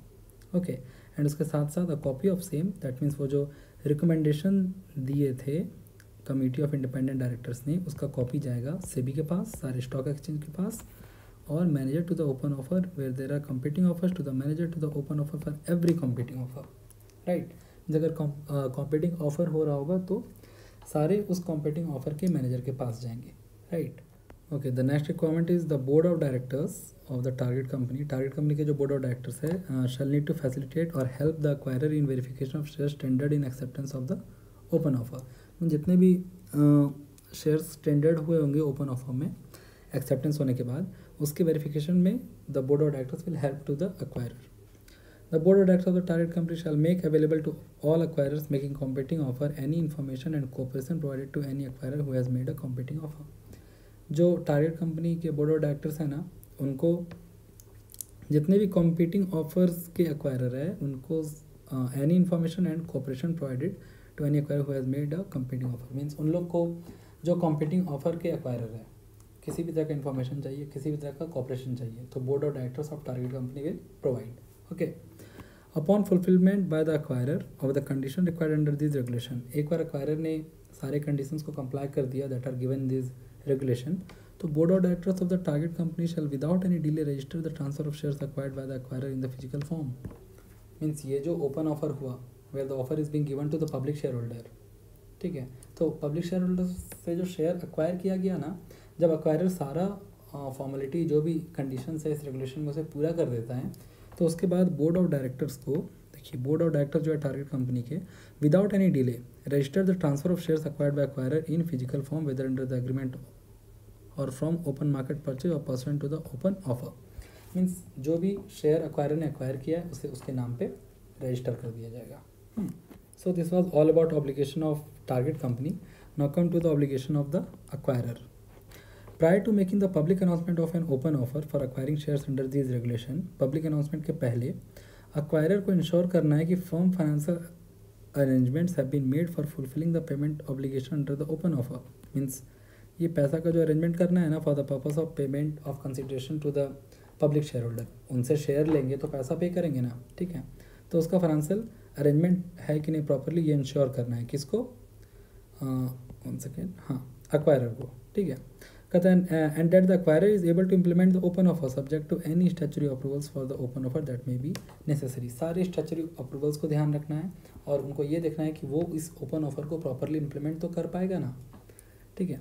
After this it is telling that अगर acquirer ने ये declare नहीं किया है कि उसका इंटेंशन है कि he want to alienate any material asset of the target company, means अगर acquirer has not declared an intention in the detail public statement, means उन्होंने डिटेल पब्लिक स्टेटमेंट में ये क्लियर नहीं किया है कि वो एलिनेट कर सकते हैं material asset of the target company को, मीन्स टारगेट कंपनी की मटेरियल एसेट को या फिर उसके सब्सिडरी को, whether by way of sale, lease or encumbrance or otherwise, तो acquirer where he has acquired control over the target company, means जब वो टारगेट कंपनी पे कंट्रोल एक्वायर कर लेगा ना, still he shall be debarred from causing such alienation for a period of 2 years after the offer period.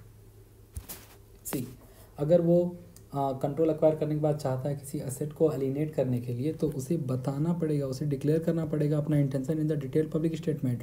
But if acquirer has not declared an intention in the detail public statement that he want to alienate any material asset of the target company, तो उसे debarred कर दिया जाएगा from causing such alienation for a period of 2 years after the offer period. Offer period के 2 साल बाद तक भी वो एलिनेट नहीं कर सकता है any material asset of target company और its subsidiary by way of sale, lease or this encumbrance and all, right. Again the next point talks about its exception, ठीक है, मीन्स एक केस है जहाँ पे ये एलिनेट हो सकता है अगर टारगेट कंपनी या उसके subsidiary is required to so alienate asset despite the intention to alienate not having been expressed by the acquirer. अगर यहाँ पे वो डिक्लेयर नहीं किया है in detail public statement that I want to alienate, still if the target company want to alienate any of the asset, तो फिर उस केस में क्या करना होगा, देखिए, such alienation shall require a special resolution pass by share holder of the target company by way of postal ballot and the notice for such postal ballot shall inter alia contain reason as to why such alienation is necessary.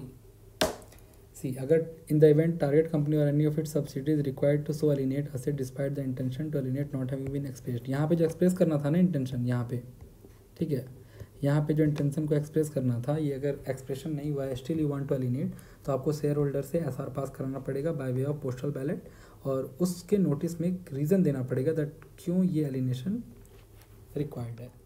The another obligation of acquirer is he shall ensure that the content of public announcement, detailed public statement and letter of offer and the post offer advertisement are true, fair and adequate in all material aspect। देखिए, ये public announcement देना होता है, detail public statement देना होता है, letter of offer submit करना होता है, तो ये एक्वायरर को ध्यान रखना है कि इन सब में जो इन्फॉर्मेशन हो बिल्कुल ट्रू एंड फेयर हो एंड एडिक्वेट हो in all material aspect and not misleading in any manner, okay, and are based on reliable sources and they state the sources wherever necessary। Means उसमें जो भी information हो वो एक reliable source से आनी चाहिए और जहाँ पे भी रिक्वायरमेंट है हमें सोर्सेस मीन्स इंडिकेट करना है, okay, that from where I have taken this information. Moving to the next page and it says that acquirer का लास्ट 2 रिक्वायरमेंट है, मीन्स ऑब्लिगेशन है, acquirer and PAC with him shall not sell shares of target company held by them during the offer period, बेच नहीं सकते वो। फिर कहता है acquirer and PAC with him shall be jointly and severally responsible for fulfilment of applicable obligation under this regulation. इस regulation में जो भी रिक्वायरमेंट है ना, ये एक्वायरर और पीएसी का जॉइंटली एंड सेवरली रिस्पॉन्सिबिलिटी है, मीन्स उन दोनों का रिस्पॉन्सिबिलिटी बनता है, ऐसा नहीं कि सिर्फ एक्वायरर का ही बनता है, right. The next heading is disclosures. In this takeover regulation, the obligation to give the disclosure on the acquisition of certain limits is only on the acquirer and not on the target company. ठीक है। Further, as against the open offer obligation, where the individual shareholding is also to be considered, the disclosure shall be of the aggregated shareholding and voting rights of the acquirer or promoter of the target company or every person acting in concert with him. This simply means to say that disclosure की जो भी obligation है ना इस regulation के अंदर, that is only of acquirer, okay, and not on the target company. देखिए, सबसे पहले इवेंट बेस्ड डिस्क्लोजर मीन्स कुछ होने पे डिस्क्लोज करना। रेगुलेशन 29 करना किसे, एक्वायरर को, ओके। ट्रिगर पॉइंट क्या है, एक्वायरर प्लस पीएसी ने एक्वायर कर लिया 5% or more of share of target company, they need to disclose their aggregate share holding and voting rights in such target company, okay. कब तक करना है, within 2 working days of receipt of intimation of allotment of shares. ये जो 5% or मोर का जो acquisition किया है ना, इसका अलॉटमेंट जब होने का इंटीमेशन आए उसके 2 दिन के अंदर कर देना है।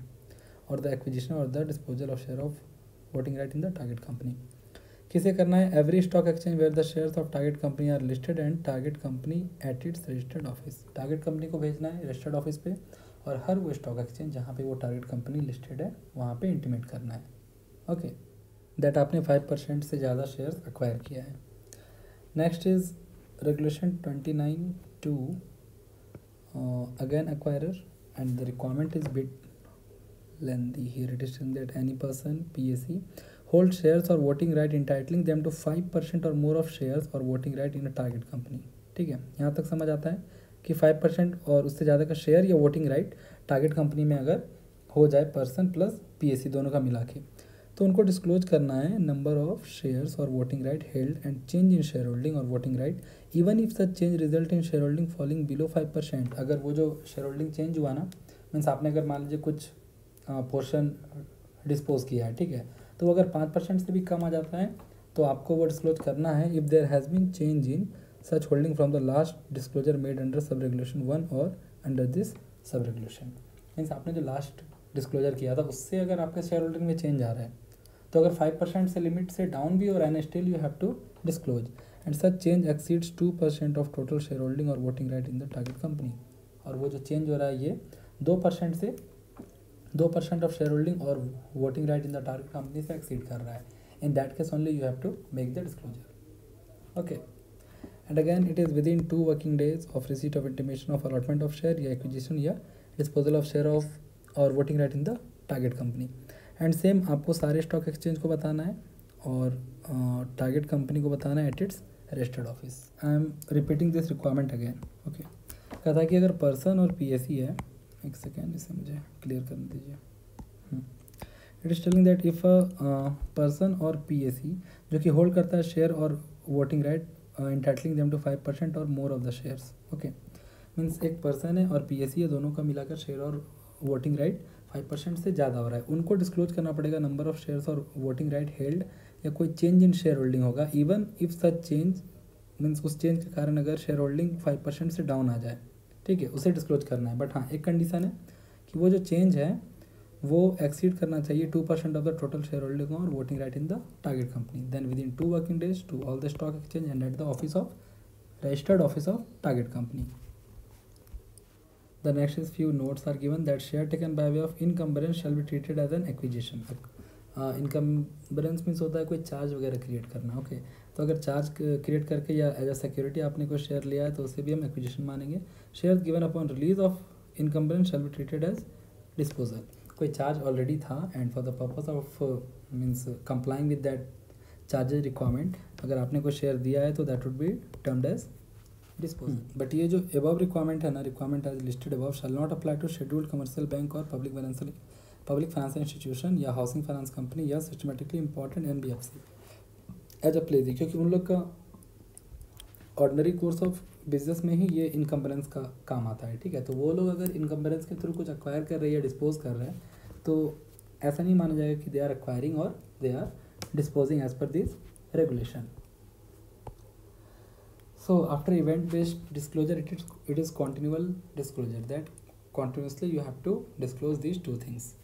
First is regulation 30 and it is telling that every person plus PSE जो होल्ड करते हैं more than 25% शेयर और वोटिंग राइट टारगेट कंपनी में to disclose their aggregate shareholding and voting rights, okay, within 7 working days from the financial year ending 31st March every year। मतलब हर year के and में within 7 days they need to disclose their aggregate shareholding and voting rights both। कब? when person plus PSE जिनके पास more than 25% of shares और voting rights है। कहाँ disclose करना है? एवरी स्टॉक एक्सचेंज जहाँ पे टारगेट कंपनी के शेयर्स लिस्टेड हो और टारगेट कंपनी को at its registered office. Okay, the next disclosure requirement is where promoter plus PSE disclose their aggregate share holding and voting right as of the 31st day of March in such target company. Means कोई limit नहीं है कि कितना percent से ज़्यादा होना चाहिए। Promoter और PSE को डिस्क्लोज करना है उनका aggregate share holding and voting rights as of 31st day of March in such target company within 7 working day, okay, from the end of financial year to every stock exchange where the share of company are listed and at its registered office। उसके बाद है disclosure of encumbered shares, okay, means जिसके ऊपर कुछ charge है, means shares those are not free, right. So first thing is regulation 31 किनको करना है? प्रमोटर को करना है। और प्रमोटर और PSE जिन्होंने क्रिएट किया है encumbrance on the share of the target company, ठीक है। मीन्स वो अगर क्रिएट कर रहे हैं इन दैट केस में that is the trigger point, they need to disclose, means promoter। Time period है within 7 working days from the creation of invocation or release of encumbrance as the case में भी, चाहे वो create हो रहा है चाहे वो रिलीज हो रहा है, विदिन 7 वर्किंग डे प्रमोटर को करना है, ओके। और ट्रिगर क्या है? प्रमोटर और PSE जब क्रिएट कर रहे हो encumbrance on the shares, that means कोई चार्ज वगैरह अगर क्रिएट कर रहे हो शेयर्स पे। Every stock exchange where the shares are listed और टारगेट कंपनी को उसके रजिस्टर्ड ऑफिस में बताना है। Next disclosure in case of encumbered shares also pertains to promoter। Invocation of such encumbrance, that means invocation means a act of invoking something, okay।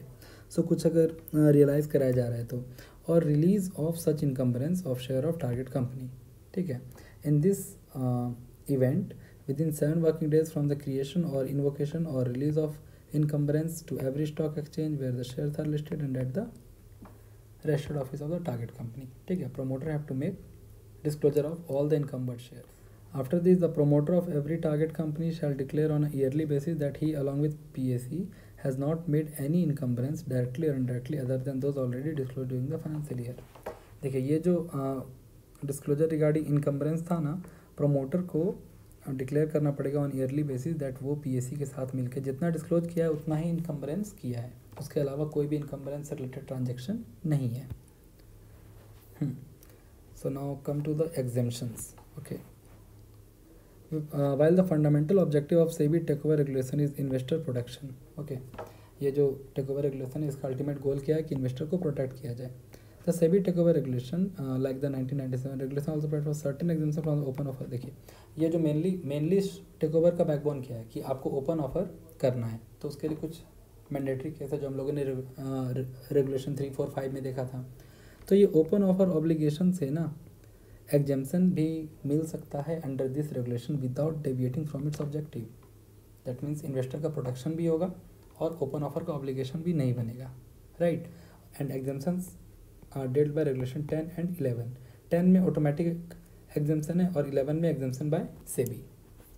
So let's start with regulation 10 automatic exemption means cases, आपको किस case में automatic exemption मिल जाएगा from your obligation to give a open offer. So let's come to the text. Regulation 10 of this regulation provides for automatic exemption from the applicability of making open offer to the shareholder of the target company in respect of certain acquisitions subject to the compliance of certain conditions specified therein। कुछ conditions specified है, उसके बाद आपको automatic exemption मिलेगा from applicability of open offer means open offer जो आप shareholders को देते थे, जो acquirer देता था, उस requirement से exemption मिल जाएगा upon satisfaction of some condition। Further regulation 11 कहता है कि provisions whereby the acquirer can apply to SEBI for availing the exemption from the open offer obligation. इस ओपन ऑफर ऑब्लिगेशन से एग्जेम्पशन पाने के लिए एक्वायरर सेबी में अप्लाई भी कर सकता है as per regulation 11। and the target company can apply for relaxation from strict compliance with any procedural requirement relating to open offer as provided under chapter 3 and 4 of these regulation। हम लोगों ने भी इतने सारे कंप्लायंस के points देखे ना, तो उसमें से कुछ कंप्लायंस को मीन्स कुछ कंप्लायंस के रिस्पेक्ट में एग्जाम्शन पाने के लिए भी अक्वायरर अप्लाई कर सकता है सेबी के पास। Some of the important exemption provided there in regulation 10 along with their conditions for exemption is detailed below। हम लोग अब देखेंगे that which are the important exemptions। See, the following acquisitions shall be exempt from the obligation to make an open offer under regulation 3 and 4 subject to fulfillment of conditions stipulated therefore। हम लोग नीचे कुछ acquisition देखने वाले हैं और ये बहुत ही थोड़ा लंबा टाइप का टॉपिक है। ओके, तो कुछ एक्विजिशन हम लोग देखेंगे जहाँ पे हम लोगों का जो ऑब्लिगेशन रेगुलेशन 3 और 4 में दिया हुआ है उससे एग्जाम्प्ट हो जाएगा, बट हाँ you need to fulfil few conditions.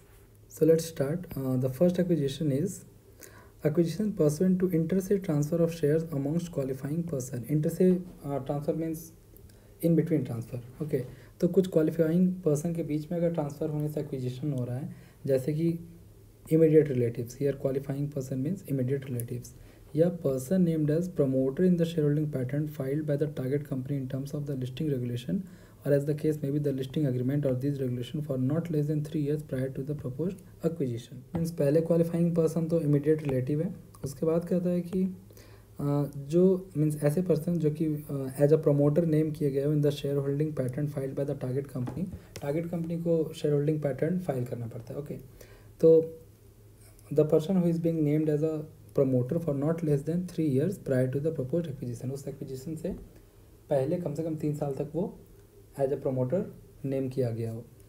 Okay, उसके बाद कहता है एक कंपनी, उसके सब्सिडरी, उसके holding company, other subsidiary of such holding company, person holding not less than 50% of the equity share of such company, other companies in which such person hold not less than 50% of the equity shares and their subsidiary subject to control over such qualifying person being exclusively held by the same person. Further, it is telling that if you want to avail exemption under this clause, तो ये दो condition होना चाहिए fulfil.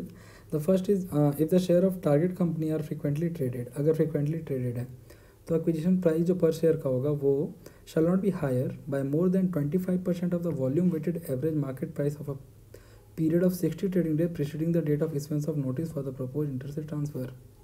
देखिए, आपको पहले ये देखना है कि कौन से स्टॉक एक्सचेंज में सबसे maximum volume of trading record हुआ हो, उसके बाद 60 trading days preceding the date of issuance of notice से आपको volume weighted average market price लेना है। ओके, उसका 25% से ज़्यादा नहीं होना चाहिए एक्विजिशन प्राइस पर शेयर। अगर आप इसको रिवर्स में पढ़िएगा तो आपको बेटर समझ में आएगा, right. And if the shares of target company are infrequently traded the acquisition price shall not be higher by more than 25% of the price determined. Infrequently traded के केस में शेयर का वैल्यूएशन होता है, ये हम लोगों ने पहले देखा था कि एक्वायरर जो होते हैं वो पीएससी के साथ मिलके या फिर मैनेजर टू द ऑफर के साथ मिलके in case of infrequently traded shares उसका वैल्यूएशन करते हैं। तो उस केस में जो एक्विजिशन प्राइस होगा shall not be higher by more than 25% of the price determined. वो 25% ऑफ द प्राइस डिटरमाइंड से 25% ज़्यादा नहीं होना चाहिए means. Okay, acquisition price shall not be higher by more than 25% of price determined means higher तो वो हो सकता है बट किस एक्सटेंट तक हायर होगा, 25% of the price determined. And the second condition is telling that transferor and the transferee shall have complied with applicable disclosure requirement set out in this regulation. जो भी ट्रांसफरर और transferee है that means acquirer और वो जो public share holder है वो सारे एप्लीकेबल डिस्क्लोजर रिक्वायरमेंट इस रेगुलेशन के अंदर कंप्लाई कर दिए हैं।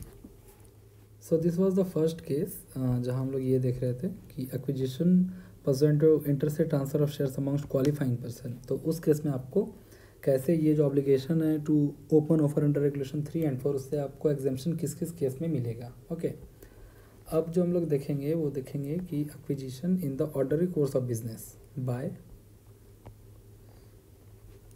N underwriter. ठीक है, मीन्स हम अब उस पर्सन का बात कर रहे हैं जो अपनी ऑर्डनरी कोर्स ऑफ बिजनेस में एक्वायर करते हैं। तो उन सब एक्वायरर को ओपन ऑफर के ऑब्लिगेशन से कब कब एग्जेम्पशन मिलेगा।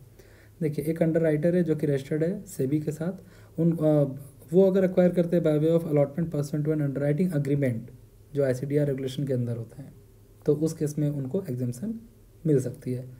Stock broker registered with SEBI on behalf of his client, ठीक है, in exercise of lien over the share purchased on behalf of client, means जो स्टॉक ब्रोकर होते हैं वो तो क्लाइंट के बिहाफ पे करते हैं acquire, right. Same way merchant banker registered with SEBI, any person acquiring shares pursuant to scheme of safety net in terms of then existing ICDR, मतलब एक पहले स्कीम आता था स्कीम ऑफ सेफ्टी नेट, ठीक है, जो कि ये ICDR रेगुलेशन 2009 में ही था, उसके अकॉर्डिंग अगर कोई पर्सन एक्वायर कर रहा है तो. Then again a merchant banker registered with SEBI acting as stabilising agent. Okay, ये ग्रीन शो ऑप्शन के केस में होता है. जब हम लोग ICDR पर पढ़ेंगे तो we will cover there. Okay, तो उसमें अगर वो अक्वायर कर रहा हो in that case by a registered market maker of a stock exchange respect of shares for which he is market maker during the course of market making. Market maker क्या होता है ना, किसी अगर शेयर का सप्लाई ज़्यादा बढ़ जाता है तो उसको अब थोड़ा डिमांड देना, बिकॉज डिमांड एंड सप्लाई का बैलेंस बने रहना चाहिए. तो कोई रजिस्टर्ड मार्केट मेकर अगर वो डिमांड सप्लाई मेंटेन करने के प्रोसेस में अगर कुछ एक्वायर कर रहे होंगे means in the course of market making, तो उनको एग्जाम्पशन मिलेगा. Scheduled commercial bank acting as a escrow agent. हम लोग देखें ना, एस्क्रो एजेंट में हम लोग इशू ऑफ शेयर करके भी या डिपॉजिट ऑफ सिक्योरिटी करके भी एस्क्रो अकाउंट बना सकते हैं. तो उस केस में किसी शेड्यूल्ड कमर्शियल बैंक का कभी ऑब्लिगेशन नहीं आएगा for the purpose of this open offer obligation. Invocation of place by scheduled commercial bank और PFI एज अ प्लेजी. ये एग्जाम्पल हम लोग पहले भी देखे थे कि अगर एज अ प्लेस या प्लेजी काम कर रहा है और कुछ अगर उसका इन्वोकेशन होता है, so in that case they are not liable.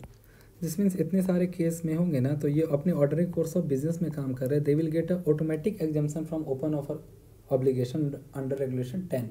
Okay, उसके बाद क्या कहता है देखिए कि acquisition at subsequent stages by an acquirer who has made a public announcement of an open offer for acquiring shares pursuant to an agreement of disinvestment as contemplated in such agreement. If such acquisition is being made in pursuant to an agreement of disinvestment, उस means disinvestment के case में अगर public announcement हुआ होगा of an open offer, right? So in that case acquirer may not be liable for the open offer obligation. कुछ इसका exception है कि however one both the acquirer and the seller are the same at all stage of an acquisition and full disclosure of all the subsequent stage of acquisition if any have been made in the public announcement of open offer and in the letter of offer. Means ये जो आप subsequent stage में acquire कर रहे हो ना, तो आपको दो कंडीशन और फुलफिल करना पड़ेगा कि both the acquirer और seller अगर सेम है at all the stage of acquisition and also full disclosure of all the subsequent stage of acquisition if any have been made in the public announcement of the open offer and in the letter of offer. आप जो भी subsequent acquisition करते हैं in case of divestment agreement, तो that should be disclosed in the public announcement and letter of offer. Now the next one is acquisition pursuant to a scheme. अगर आप किसी scheme के अंतर्गत acquire कर रहे हो, okay, you are acquiring in accordance with a scheme or pursuant to a scheme. If made under section 18 of Sikh Industrial Company Special Provision Act 1985 or any statutory modification और reenactment thereto, ठीक है, means इस act के इस section के under आप अगर acquire कर रहे हो तो आपको मिलेगा ऑटोमेटिक एग्जाम्पशन. या person to a scheme of arrangement involving the target company as a transfer company और एज अ ट्रांसफरी कंपनी और reconstruction of a target company. Means अगर एमलगमेशन मर्जर डीमर्जर हो रहा हो किसी ऑर्डर ऑफ कोर्ट के तहत, pursuant to an order of court और ट्रिब्यूनल और अ कॉम्पिटेंट अथॉरिटी. ऑब्वियसली आपको अगर कोर्ट ने ऑर्डर किया है कि आप ये एमलगमेट कर लो और उसके टर्म्स में ही अगर आता है कि आपको इतना शेयर एक्वायर करना पड़ेगा, तो ये टेक ओवर रेगुलेशन के अंदर आपको एग्जेम्पशन मिलेगी, राइट. उसके बाद है कि acquisition pursuant to a scheme of arrangement not directly involving the target company as a transfer company और एज अ ट्रांसफरी कंपनी और reconstruction not involving the target company undertaking including amalgamation merger demerger pursuant to order of court और tribunal under in law Indian और foreign subject to. अब ये जो third requirement है ना, इसमें कोई ऐसा अरेंजमेंट है जो कि डायरेक्टली नहीं इन्वॉल्व कर रहा है target company as a transfer company, ठीक है. देखिए ये जो सेकंड में था इसमें डायरेक्टली था. एंड ऑल्सो कोई ऐसा reconstruction not involving the target company is undertaking including amalgamation and all, but subject to there are two condition. Means अगर ये दो कंडीशन सेटिस्फाई हो जाए and the target company is not directly involving as a transfer company, still it will get a exemption under regulation 10. तो देखिए the condition is like component of cash and cash equivalent in the consideration paid. आप जो consideration पे किया उसमें जो cash and cash equivalent का जो कंपोनेंट है ना, वो 25% of the consideration paid under the scheme से लेस होना चाहिए, right. Now the next condition is where after implementation of the scheme of arrangement, इस वो जो भी स्कीम के पर्समेंट ये काम हो रहा है, ठीक है, पर्सन डायरेक्टली और indirectly holding at least 30% of the voting right in the combined entity. देखिए एमलगमेशन हुआ तो फिर वो एंटिटी कंबाइंड हो गई, तो कंबाइंड एंटिटी में जिस इंसान के पास कम से कम 33% वोटिंग राइट है ना, ये वही पर्सन है, are the same as the person who held the entire voting right before the implementation of the scheme.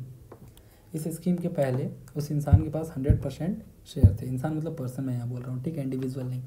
उस पर्सन के पास 33% वोटिंग राइट थे अभी कंबाइंड एंटिटी में, और स्कीम इम्प्लीमेंट होने के पहले they are the same person who are holding the entire voting rights in the company. Okay, फिर DA इसका ही सब पार्ट है, acquisition pursuant to resolution plan approved under section 31 of IBC code. ठीक है, देखिए रिजोल्यूशन प्लान होता है bankruptcy के केस में, जो कि सेक्शन 31 ऑफ IBC कोड में दिया हुआ है। उसके अकॉर्डिंग अगर कोई एक्विजिशन हो रहा होगा ना, then you will get direct exemption. Next page, again it is acquisition pursuant to provision of SARFAESI act कहते हैं इसे, acquisition pursuant to provision of SEBI delisting regulation, acquisition by way of transmission, succession और inheritance. मतलब वो होता है ना that कोई नॉमिनी थे तो उसके नाम पे अगर ट्रांसफ़र हो गया, so in that case you can get a exemption for this open offer obligation.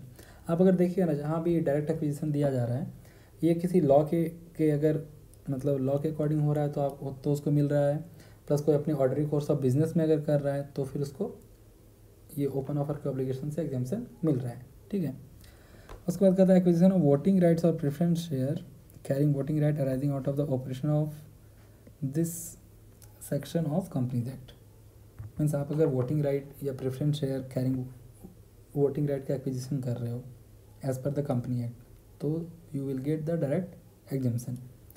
Acquisition of shares by the lenders pursuant to conversion of their debt as a part of debt restructuring implemented in accordance with guidelines specified by RBI। Debt restructuring का guidelines है जिसने जो RBI ने specify किया है, तो उस guideline के अकॉर्डिंग अगर आप कोई शेयर अक्वायर कर रहे हैं, so in that case also you will get exemption. However ये जो रिक्वायरमेंट है रेगुलेशन की ICTR में, वो कंप्लाई होना चाहिए। The last one is increase in voting right arising out of the operation of subsection 1 of section 106 of Companies Act, means Companies Act 2013 के section 106 में जो प्रोविजंस है उसके अकॉर्डिंग अगर वोटिंग राइट आपका इंक्रीज हो रहा है, ठीक है, और person to forfeiture of share by target company undertaken in compliance with provision of companies act. आप कंपनीज एक्ट के अकॉर्डिंग कोई शेयर को फॉरफिट कर रहे हैं, ठीक है, या कंपनी के आर्टिकल के according, so in that case भी जो शेयर में इंक्रीमेंट होता है that will not result in the acquisition and you don't need to give open offer kind of thing. Okay, so next condition देखते हैं for getting this exemption। कहता है कि an increase in voting right of any shareholder beyond the threshold limit stipulated in sub-regulation 1 of regulation 3। regulation 3 में जो threshold limit दिया हुआ है, अगर उससे इंक्रीज हो जाए voting right of any share holder, उस थ्रेशोल्ड लिमिट से क्रॉस कर जाए अगर किसी शेयर होल्डर का वोटिंग राइट, ठीक है, but without the acquisition of control pursuant to the conversion of equity share with superior voting right into ordinary equity share। मतलब कि एक उसके पास इक्विटी शेयर था जो कि सुपेरियर वोटिंग राइट का था, उससे वो कन्वर्ट हुआ ऑर्डिनरी इक्विटी शेयर में। मतलब वो उसका ऐसा टर्म्स था दैट ये अभी सुपेरियर इक्विटी शेयर है and that will convert into ordinary equity share, right. तो वैसा कन्वर्शन होने से अगर वोटिंग राइट एक्सीड कर गया एज पर रेगुलेशन 3 जो है, कहता है कि वोटिंग राइट अगर थ्रेशोल्ड लिमिट जो स्टिपुलेट किया हुआ है उसके बियॉन्ड चले जाए, कहाँ पे, regulation 3, but acquisition of control ना हो, ओके, तो they shall be exempted from obligation to make an open offer under regulation 3। Same way the next requirement is like अगर इंक्रीज इन वोटिंग राइट हो जाए in target company beyond the limit under regulation 3 pursuant to buyback of shares, buyback के कारण, ठीक है, by the target company shall be exempt from the obligation to make an open offer provided such shareholder reduces his shareholding such that his voting right fall to below threshold referred to in regulation 3। Time भी दिया हुआ within 90 days from the date of closure of the said buyback offer. कहने का मतलब कि buyback के कारण अगर इंक्रीज हो जाए ना, तो आपको ओपन ऑफर ऑब्लिगेशन नहीं देना है, आपका ओपन ऑफर देने का ऑब्लिगेशन नहीं है, बट हाँ सब्जेक्ट टू कंडीशन कि within 90 days from the date of closure of share buyback offer आपको अपना शेयर होल्डिंग कम करना पड़ेगा सो दैट आप लिमिट के अंदर आ जाए। Okay, so let's proceed with the sub regulation 4। और अभी तक तो कंडीशनल थे दैट ये सब कंडीशन कंप्लीट होने पे आपको एग्जाम्पशन मिलेंगे। अब यहाँ पे सीधा लिस्ट दिया हुआ है कि following acquisition shall be exempt from the obligation to make an open offer. जैसे आप अक्वायर करते share by any share holder of a target company up to his entitlement pursuant to a right issue, ठीक है, means basically right issue के case में। उसके बाद acquisition of shares by any share holder of a target company beyond his entitlement pursuant to a right issue subject to fulfilment of the following condition. Means देखिए उस वो जितना rights उसका entitlement में था उतना अगर आप अक्वायर करते that is fine, but if you acquire beyond his entitlement ना, तो subject to following condition you will get exemption.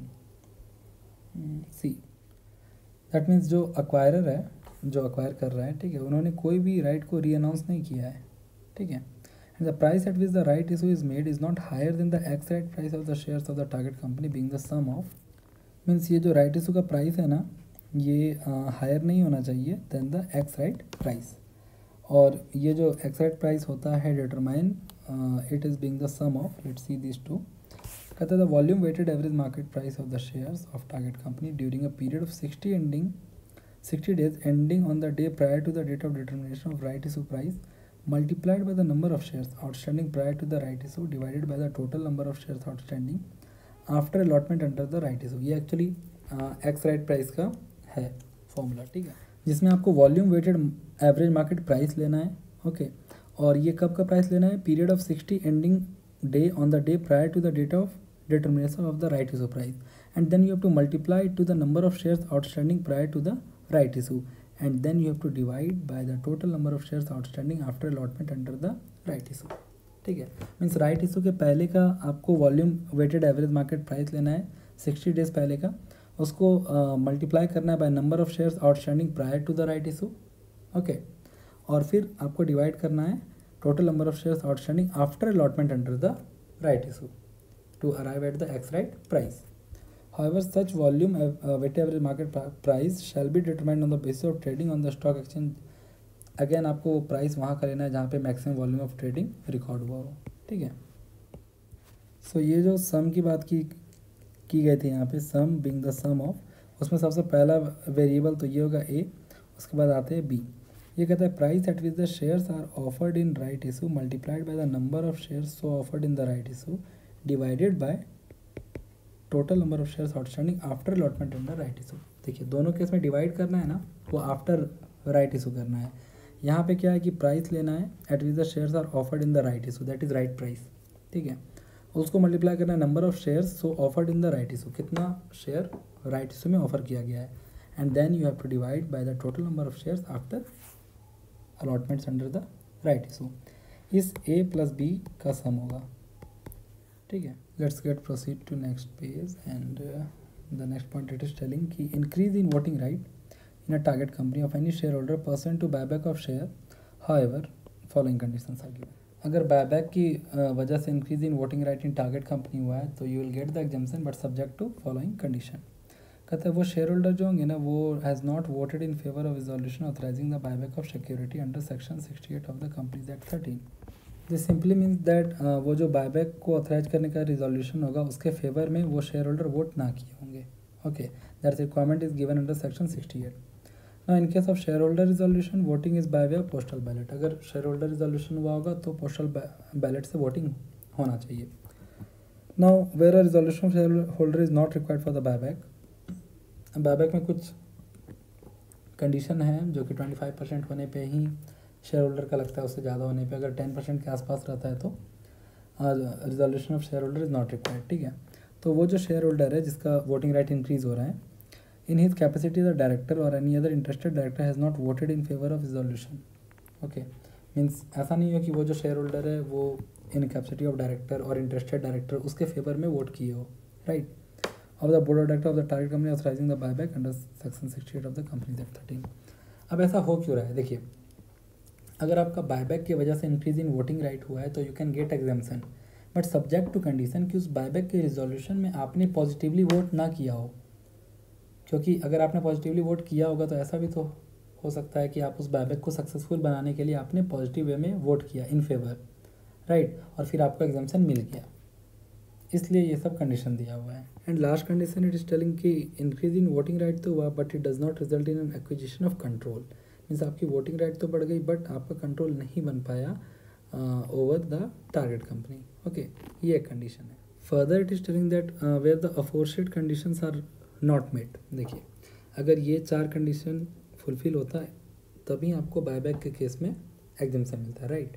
कह रहा है कि अगर ये कंडीशन मेट ना हो and in the event such shareholder reduces his shareholding such that the voting right fall below the level at which obligation attract under subregulation 2 of regulation 3. मतलब कहने का मतलब है कि ये 4 अगर कंडीशन फुलफिल नहीं होता है एंड स्टिल अगर शेयर होल्डर अपना शेयर होल्डिंग को इतना कम कर ले कि रेगुलेशन 3 में जो ट्रिगर लिमिट दिया हुआ है ना उससे डाउन हो जाए उसका शेयर होल्डिंग, ठीक है. And the time limit is within 90 days from the date of closure of the buyback offer by the target company. ये जो बायबैक का ऑफर क्लोज हुआ है उसके विद इन 90 days अगर वो अपना शेयर होल्डिंग को इतना रिड्यूस कर ले दैट वो रेगुलेशन 3 के लिमिट के अंदर आ जाए, ओके, तो the share holder shall be exempted from the obligation to make an open offer. In that case also he don't need to provide the open offer to the public shareholder. Now the next point D is acquisition of shares in a target company by any person in exchange of shares of another target company tendered pursuant to an open offer under this regulation.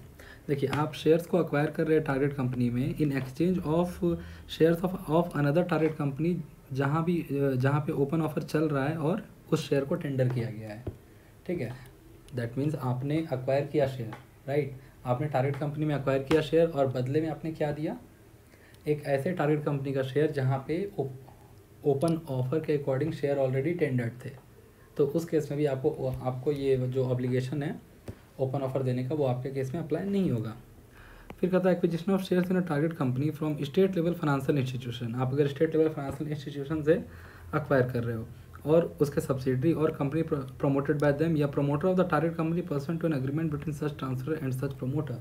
Means उस state level financial institution या उनके subsidiaries के बीच में agreement के according आप acquire कर रहे हो. So in that case also open offer की ऑब्लिगेशन नहीं आती है. The last point in this subsection is acquisition of shares in a target company from a venture capital fund. आप किसी वेंचर कैपिटल फंड से अक्वायर कर रहे हैं shares in a target company या कैटेगरी 1 ऑल्टरनेटिव इन्वेस्टमेंट, एक second, हाँ, category 1 alternative investment fund और a foreign venture capital investor registered with SEBI. इन लोग से आप अगर अक्वायर कर रहे हो ना shares in a target company, in that case आप पे एप्लीकेबल नहीं होगा. हाँ, but that share should be acquired by promoter of the target company pursuant to an agreement between such venture capital fund or category 1 alternative investment fund or foreign venture capital investor and such promoter. Means ये जो चारों दिया हुआ है ना, ये venture capital fund, ये category 1 alternative investment, foreign venture capital investor, इन लोग के बीच में और प्रमोटर के बीच में अग्रीमेंट था and then acquisition of shares in a target company हुआ, okay, from them. So in that case you don't need to have provide that open offer and comply with those obligations under this regulation. Now the fifth sub-regulation is talking about in respect of acquisition under clause A of sub-regulation 1 and clauses E and F of sub-regulation 4. पहले देखते हैं कि sub-regulation 4 का clauses E and F क्या था. देखिए, ये था आपका sub-regulation 4 और इसका clause E and F है ये जो हम लोगों ने अभी अभी देखा, this E and F. Okay, so अगर ये जो रेगुलेशन में दिए हुए हैं एक्विजिशन, उस टाइप का एक्विजिशन हो रहा है, so the acquirer shall intimate the stock exchange where the shares of target company are listed the details of propose acquisition in such form as may be specified कम से कम 4 दिन पहले टू द प्रपोज एक्विजिशन. अगर E and F के according हो रहा होगा ना एक्विजिशन, तो फिर acquirer need to intimate to every stock exchange where the share of target company are listed. हर वो स्टॉक एक्सचेंज जहाँ पे टारगेट कंपनी के शेयर्स लिस्टेड है, acquirer को इंटीमेट करना पड़ेगा that I am going to acquire this shares. Okay, that means ये जो प्रपोज एक्विजिशन है उसके बारे में उनको at least 4 working days propose acquisition के पहले इंटीमेट करना हो. And the stock exchange shall forthwith disseminate such information to the public. और वो जो स्टॉक एक्सचेंज है वो उस इन्फॉर्मेशन को पब्लिक को इंटीमेट करेगी. The next point is in respect of any acquisition made pursuant to exemption provided for in this regulation. इस रेगुलेशन में जो एग्जेम्पशन दिया हुआ है कि आपको ओपन ऑफर का ऑब्लिगेशन नहीं देना है, वैसे ही अगर कोई एक्विजिशन हुई ना तो अक्वायरर को रिपोर्ट फाइल करना है with the stock exchange where the share of target company are listed not later than 4 working days from the acquisition. Acquisition से 4 दिन से ज़्यादा लेट नहीं करना है, ओके, और हर एक स्टॉक एक्सचेंज को इंटीमेट करना है ये एक रिपोर्ट बना के. और ये रिपोर्ट का जो फॉर्मेट होगा इन such form as may be specified, and the stock exchange shall forthwith disseminate such information to the public. Okay. Next point is in respect of any acquisition of या increase in voting right pursuant to exemption provided for in, ये सारे clause. Okay, ये सारे clause को आप refer करेंगे. इसमें जो एक्विजिशन ऑफ या इंक्रीज इन वोटिंग राइट्स दिया हुआ है ना, तो अक्वायरर को see the requirement I am telling only the acquirer shall within 21 working days of the date of acquisition से 21 दिन के अंदर अंदर एक रिपोर्ट सबमिट करना है in such form as may be specified along with supporting documents to SEBI, जिसमें वो सारे डिटेल्स देंगे in respect of acquisition along with a non refundable fee of ₹1,50,000 by way of direct credit in the bank account through NEFT RTGS and IMPS. मतलब acquirer को इन sub regulation के according अगर acquisition हो रहा है तो अक्वायरर को विद इन 21 वर्किंग डेज 21 दिन के अंदर अंदर उस एक्विजिशन से एक रिपोर्ट सबमिट करना है. फीस देना है 1,50,000 का, जो कि डायरेक्ट क्रेडिट होगा बैंक अकाउंट में थ्रू NEFT RTGS और IMPS और any other mode allowed by RBI. Okay, और by way of cheque DD payable in Mumbai in favour of SEBI. And at the last आप देखेंगे तो एक एक्सप्लेनेशन दिया हुआ है और ये कहता है कि सब रेगुलेशन 5, 6 और 7 के अकॉर्डिंग अगर एक्विजिशन हो रहा है ना, where it is given that in case the convertible security, तो डेट ऑफ एक्विजिशन जो होगा shall be the date of conversion of such security. Means हम लोगों ने पहले देखा था ना कि अगर कन्वर्टेबल सिक्योरिटी के कन्वर्ट होने के कारण अगर एक्विजिशन हो रहा है तो उस केस में डेट ऑफ एक्विजिशन क्या होगा, date of conversion of such security. So यहाँ तक रेगुलेशन 10 था, that is automatic exemption from open offer. अब आते हैं regulation 11 where SEBI is interested to provide this exemption. See कहता है रेगुलेशन 11 कहता है दैट आप जब अक्वायरर एप्लीकेशन देगा in writing giving the details of any propose acquisition and grounds on which the exemption is soft. मतलब ये जो एप्लीकेशन अक्वायरर देगा for the purpose of getting exemption from SEBI, तो उसमें उनको ग्राउंड भी करना है मेंशन कि वो ये एग्जेम्पशन क्यों मांग रहे हैं along with duly sworn affidavit. SEBI may grant exemption, देखिए SEBI may grant exemption. Okay, मतलब it is at the discretion of SEBI that whether to grant exemption in respect of open offer obligation और नॉट. ठीक है, सो सेबी में grant exemption to the acquirer from the open offer obligation subject to the compliance with such condition as it deems fit. Means कुछ अगर condition SEBI लगाते हैं उसका अगर कंप्लायंस होता है, so in that case only SEBI will allow this exemption. Now example kind of thing is given here. See ये कहता है कि in case where the exemption is sought from the open offer obligation which has been triggered pursuant to the issue of shares by way of preferential allotment. Preferential allotment का issue होने के कारण अगर कोई ओपन ऑफर ऑब्लिगेशन ट्रिगर हुआ हो और आप उसके लिए एग्जेम्पशन मांग रहे हो. ओके, तो सेबी में required that the approval of share holder should be obtained by way of postal ballot. तो ये जो कंडीशन की बात है ना, तो सेबी में पुट अ कंडीशन दैट आप अपने शेयर होल्डर से अप्रूवल लेके आइए by way of postal ballot. Also along with the application the acquirer is required to pay non refundable fee of ₹5 lakh उनको पे करना होगा by way of direct credit in the bank account by this method और by way of cheque demand draft payable in favour of SEBI होना चाहिए यहाँ पे, मुंबई है. ठीक है. However, it is to be noted that acquirer is not exempted from making other compliances related to the disclosure requirement as provided under regulation ये of the SEBI takeover regulation. कहता ये ध्यान देने का है कि acquirer को exemption नहीं मिलेगी from the disclosure, ये जो मीन्स जो भी disclosure की रिक्वायरमेंट है under regulation 29, 30, 31 of the SEBI takeover regulation. अब इसके बाद जो ये कंप्लायंस की टेबल दी हुई है ना, ये आप अगर देखो तो हम लोग ये सारे ऑलरेडी कवर कर चुके हैं. ठीक है, पब्लिक अनाउंसमेंट वाले सेक्शन में सबसे स्टार्ट में हम लोगों ने कवर किया था. बस ये टेबल को बिल्कुल कंसोलिडेटेड दिया हुआ है. इसमें सबसे पहले रेगुलेशन 13 की कंप्लायंसेस है, उसके बाद फिर देखिए यहाँ से 14 स्टार्ट हुआ है, यहाँ से ये भी हम लोगों ने पढ़ा है, फिर यहाँ पे 16 है, 17 है, 18 है, राइट, और ये चैप्टर हो गया ख़त्म. आप अगर राउंड अप में देखोगे तो लेट्स रीकैप. इस रेगुलेशन का एम है to protect interest of investor in securities of a listed company provided amongst other and opportunity public share holder को दिया जाता है टू एग्जिट जब सब्सटेंशियल एक्विजिशन ऑफ शेयर्स या वोटिंग राइट या कंट्रोल हो रहा है लिस्टेड कंपनी का. और इसके रिलेटेड डिस्क्लोजर्स क्या करना है, पेनल्टीज़ क्या है for the purpose of non compliance and all. Okay, और ये रेगुलेशन में बहुत सारे ट्रिगर इवेंट्स भी है जो हम लोगों ने रेगुलेशन 3, 4 में देखा, 5 में देखा, जहाँ पे एक्वायरर को देना पड़ता है open offer to the share holder. Regulation 6 में थ्रेशोल्ड एंड कंडीशन है for making voluntary open offer where we have seen that even if the mandatory open offer is not triggered the acquirer can give voluntary open offer. फिर acquirer ये stipulate कर सकते हैं कि minimum level of acceptance, उसको हम लोग कहते हैं कंडीशनल ऑफर, बिकॉज उसमें कंडीशन होती है दैट कम से कम इतना एक्सेप्ट होगा तभी मैं एक्वायर करूँगा। रेगुलेशन 10 एंड 11 में दिया हुआ है automatic exemption and exemption by SEBI respectively. Public announcement send करना होता है सारे स्टॉक एक्सचेंज को जहाँ पे शेयर्स होते हैं लिस्टेड, और स्टॉक एक्सचेंज फिर उसे पब्लिक में डिसमिनेट करते हैं। टेक ओवर रेगुलेशन में obligation to give disclosure on the acquisition of certain limits is only on the acquirer and not on the target company, right. So that's all from my side. If you guys have any doubt over this chapter, I know this chapter is so huge, ठीक है, बहुत सारी regulation है, बहुत सारी requirement है। आप जब एक बार प्रॉपर रीडिंग 3-4 बार करोगे ना, then you will going to get the things properly, right. But आपको अगर कोई डाउट हो तो आप मुझे लिंक्डइन पे मैसेज कर सकते हैं, आप मुझे जो अपना व्हाट्सएप ग्रुप है वहाँ पे आप कर सकते हैं, या आपको अगर कॉन्टैक्ट में प्रॉब्लम हो तो you can drop a comment also here, right. So that's all from my side for this chapter. Thanks for listening, thank you.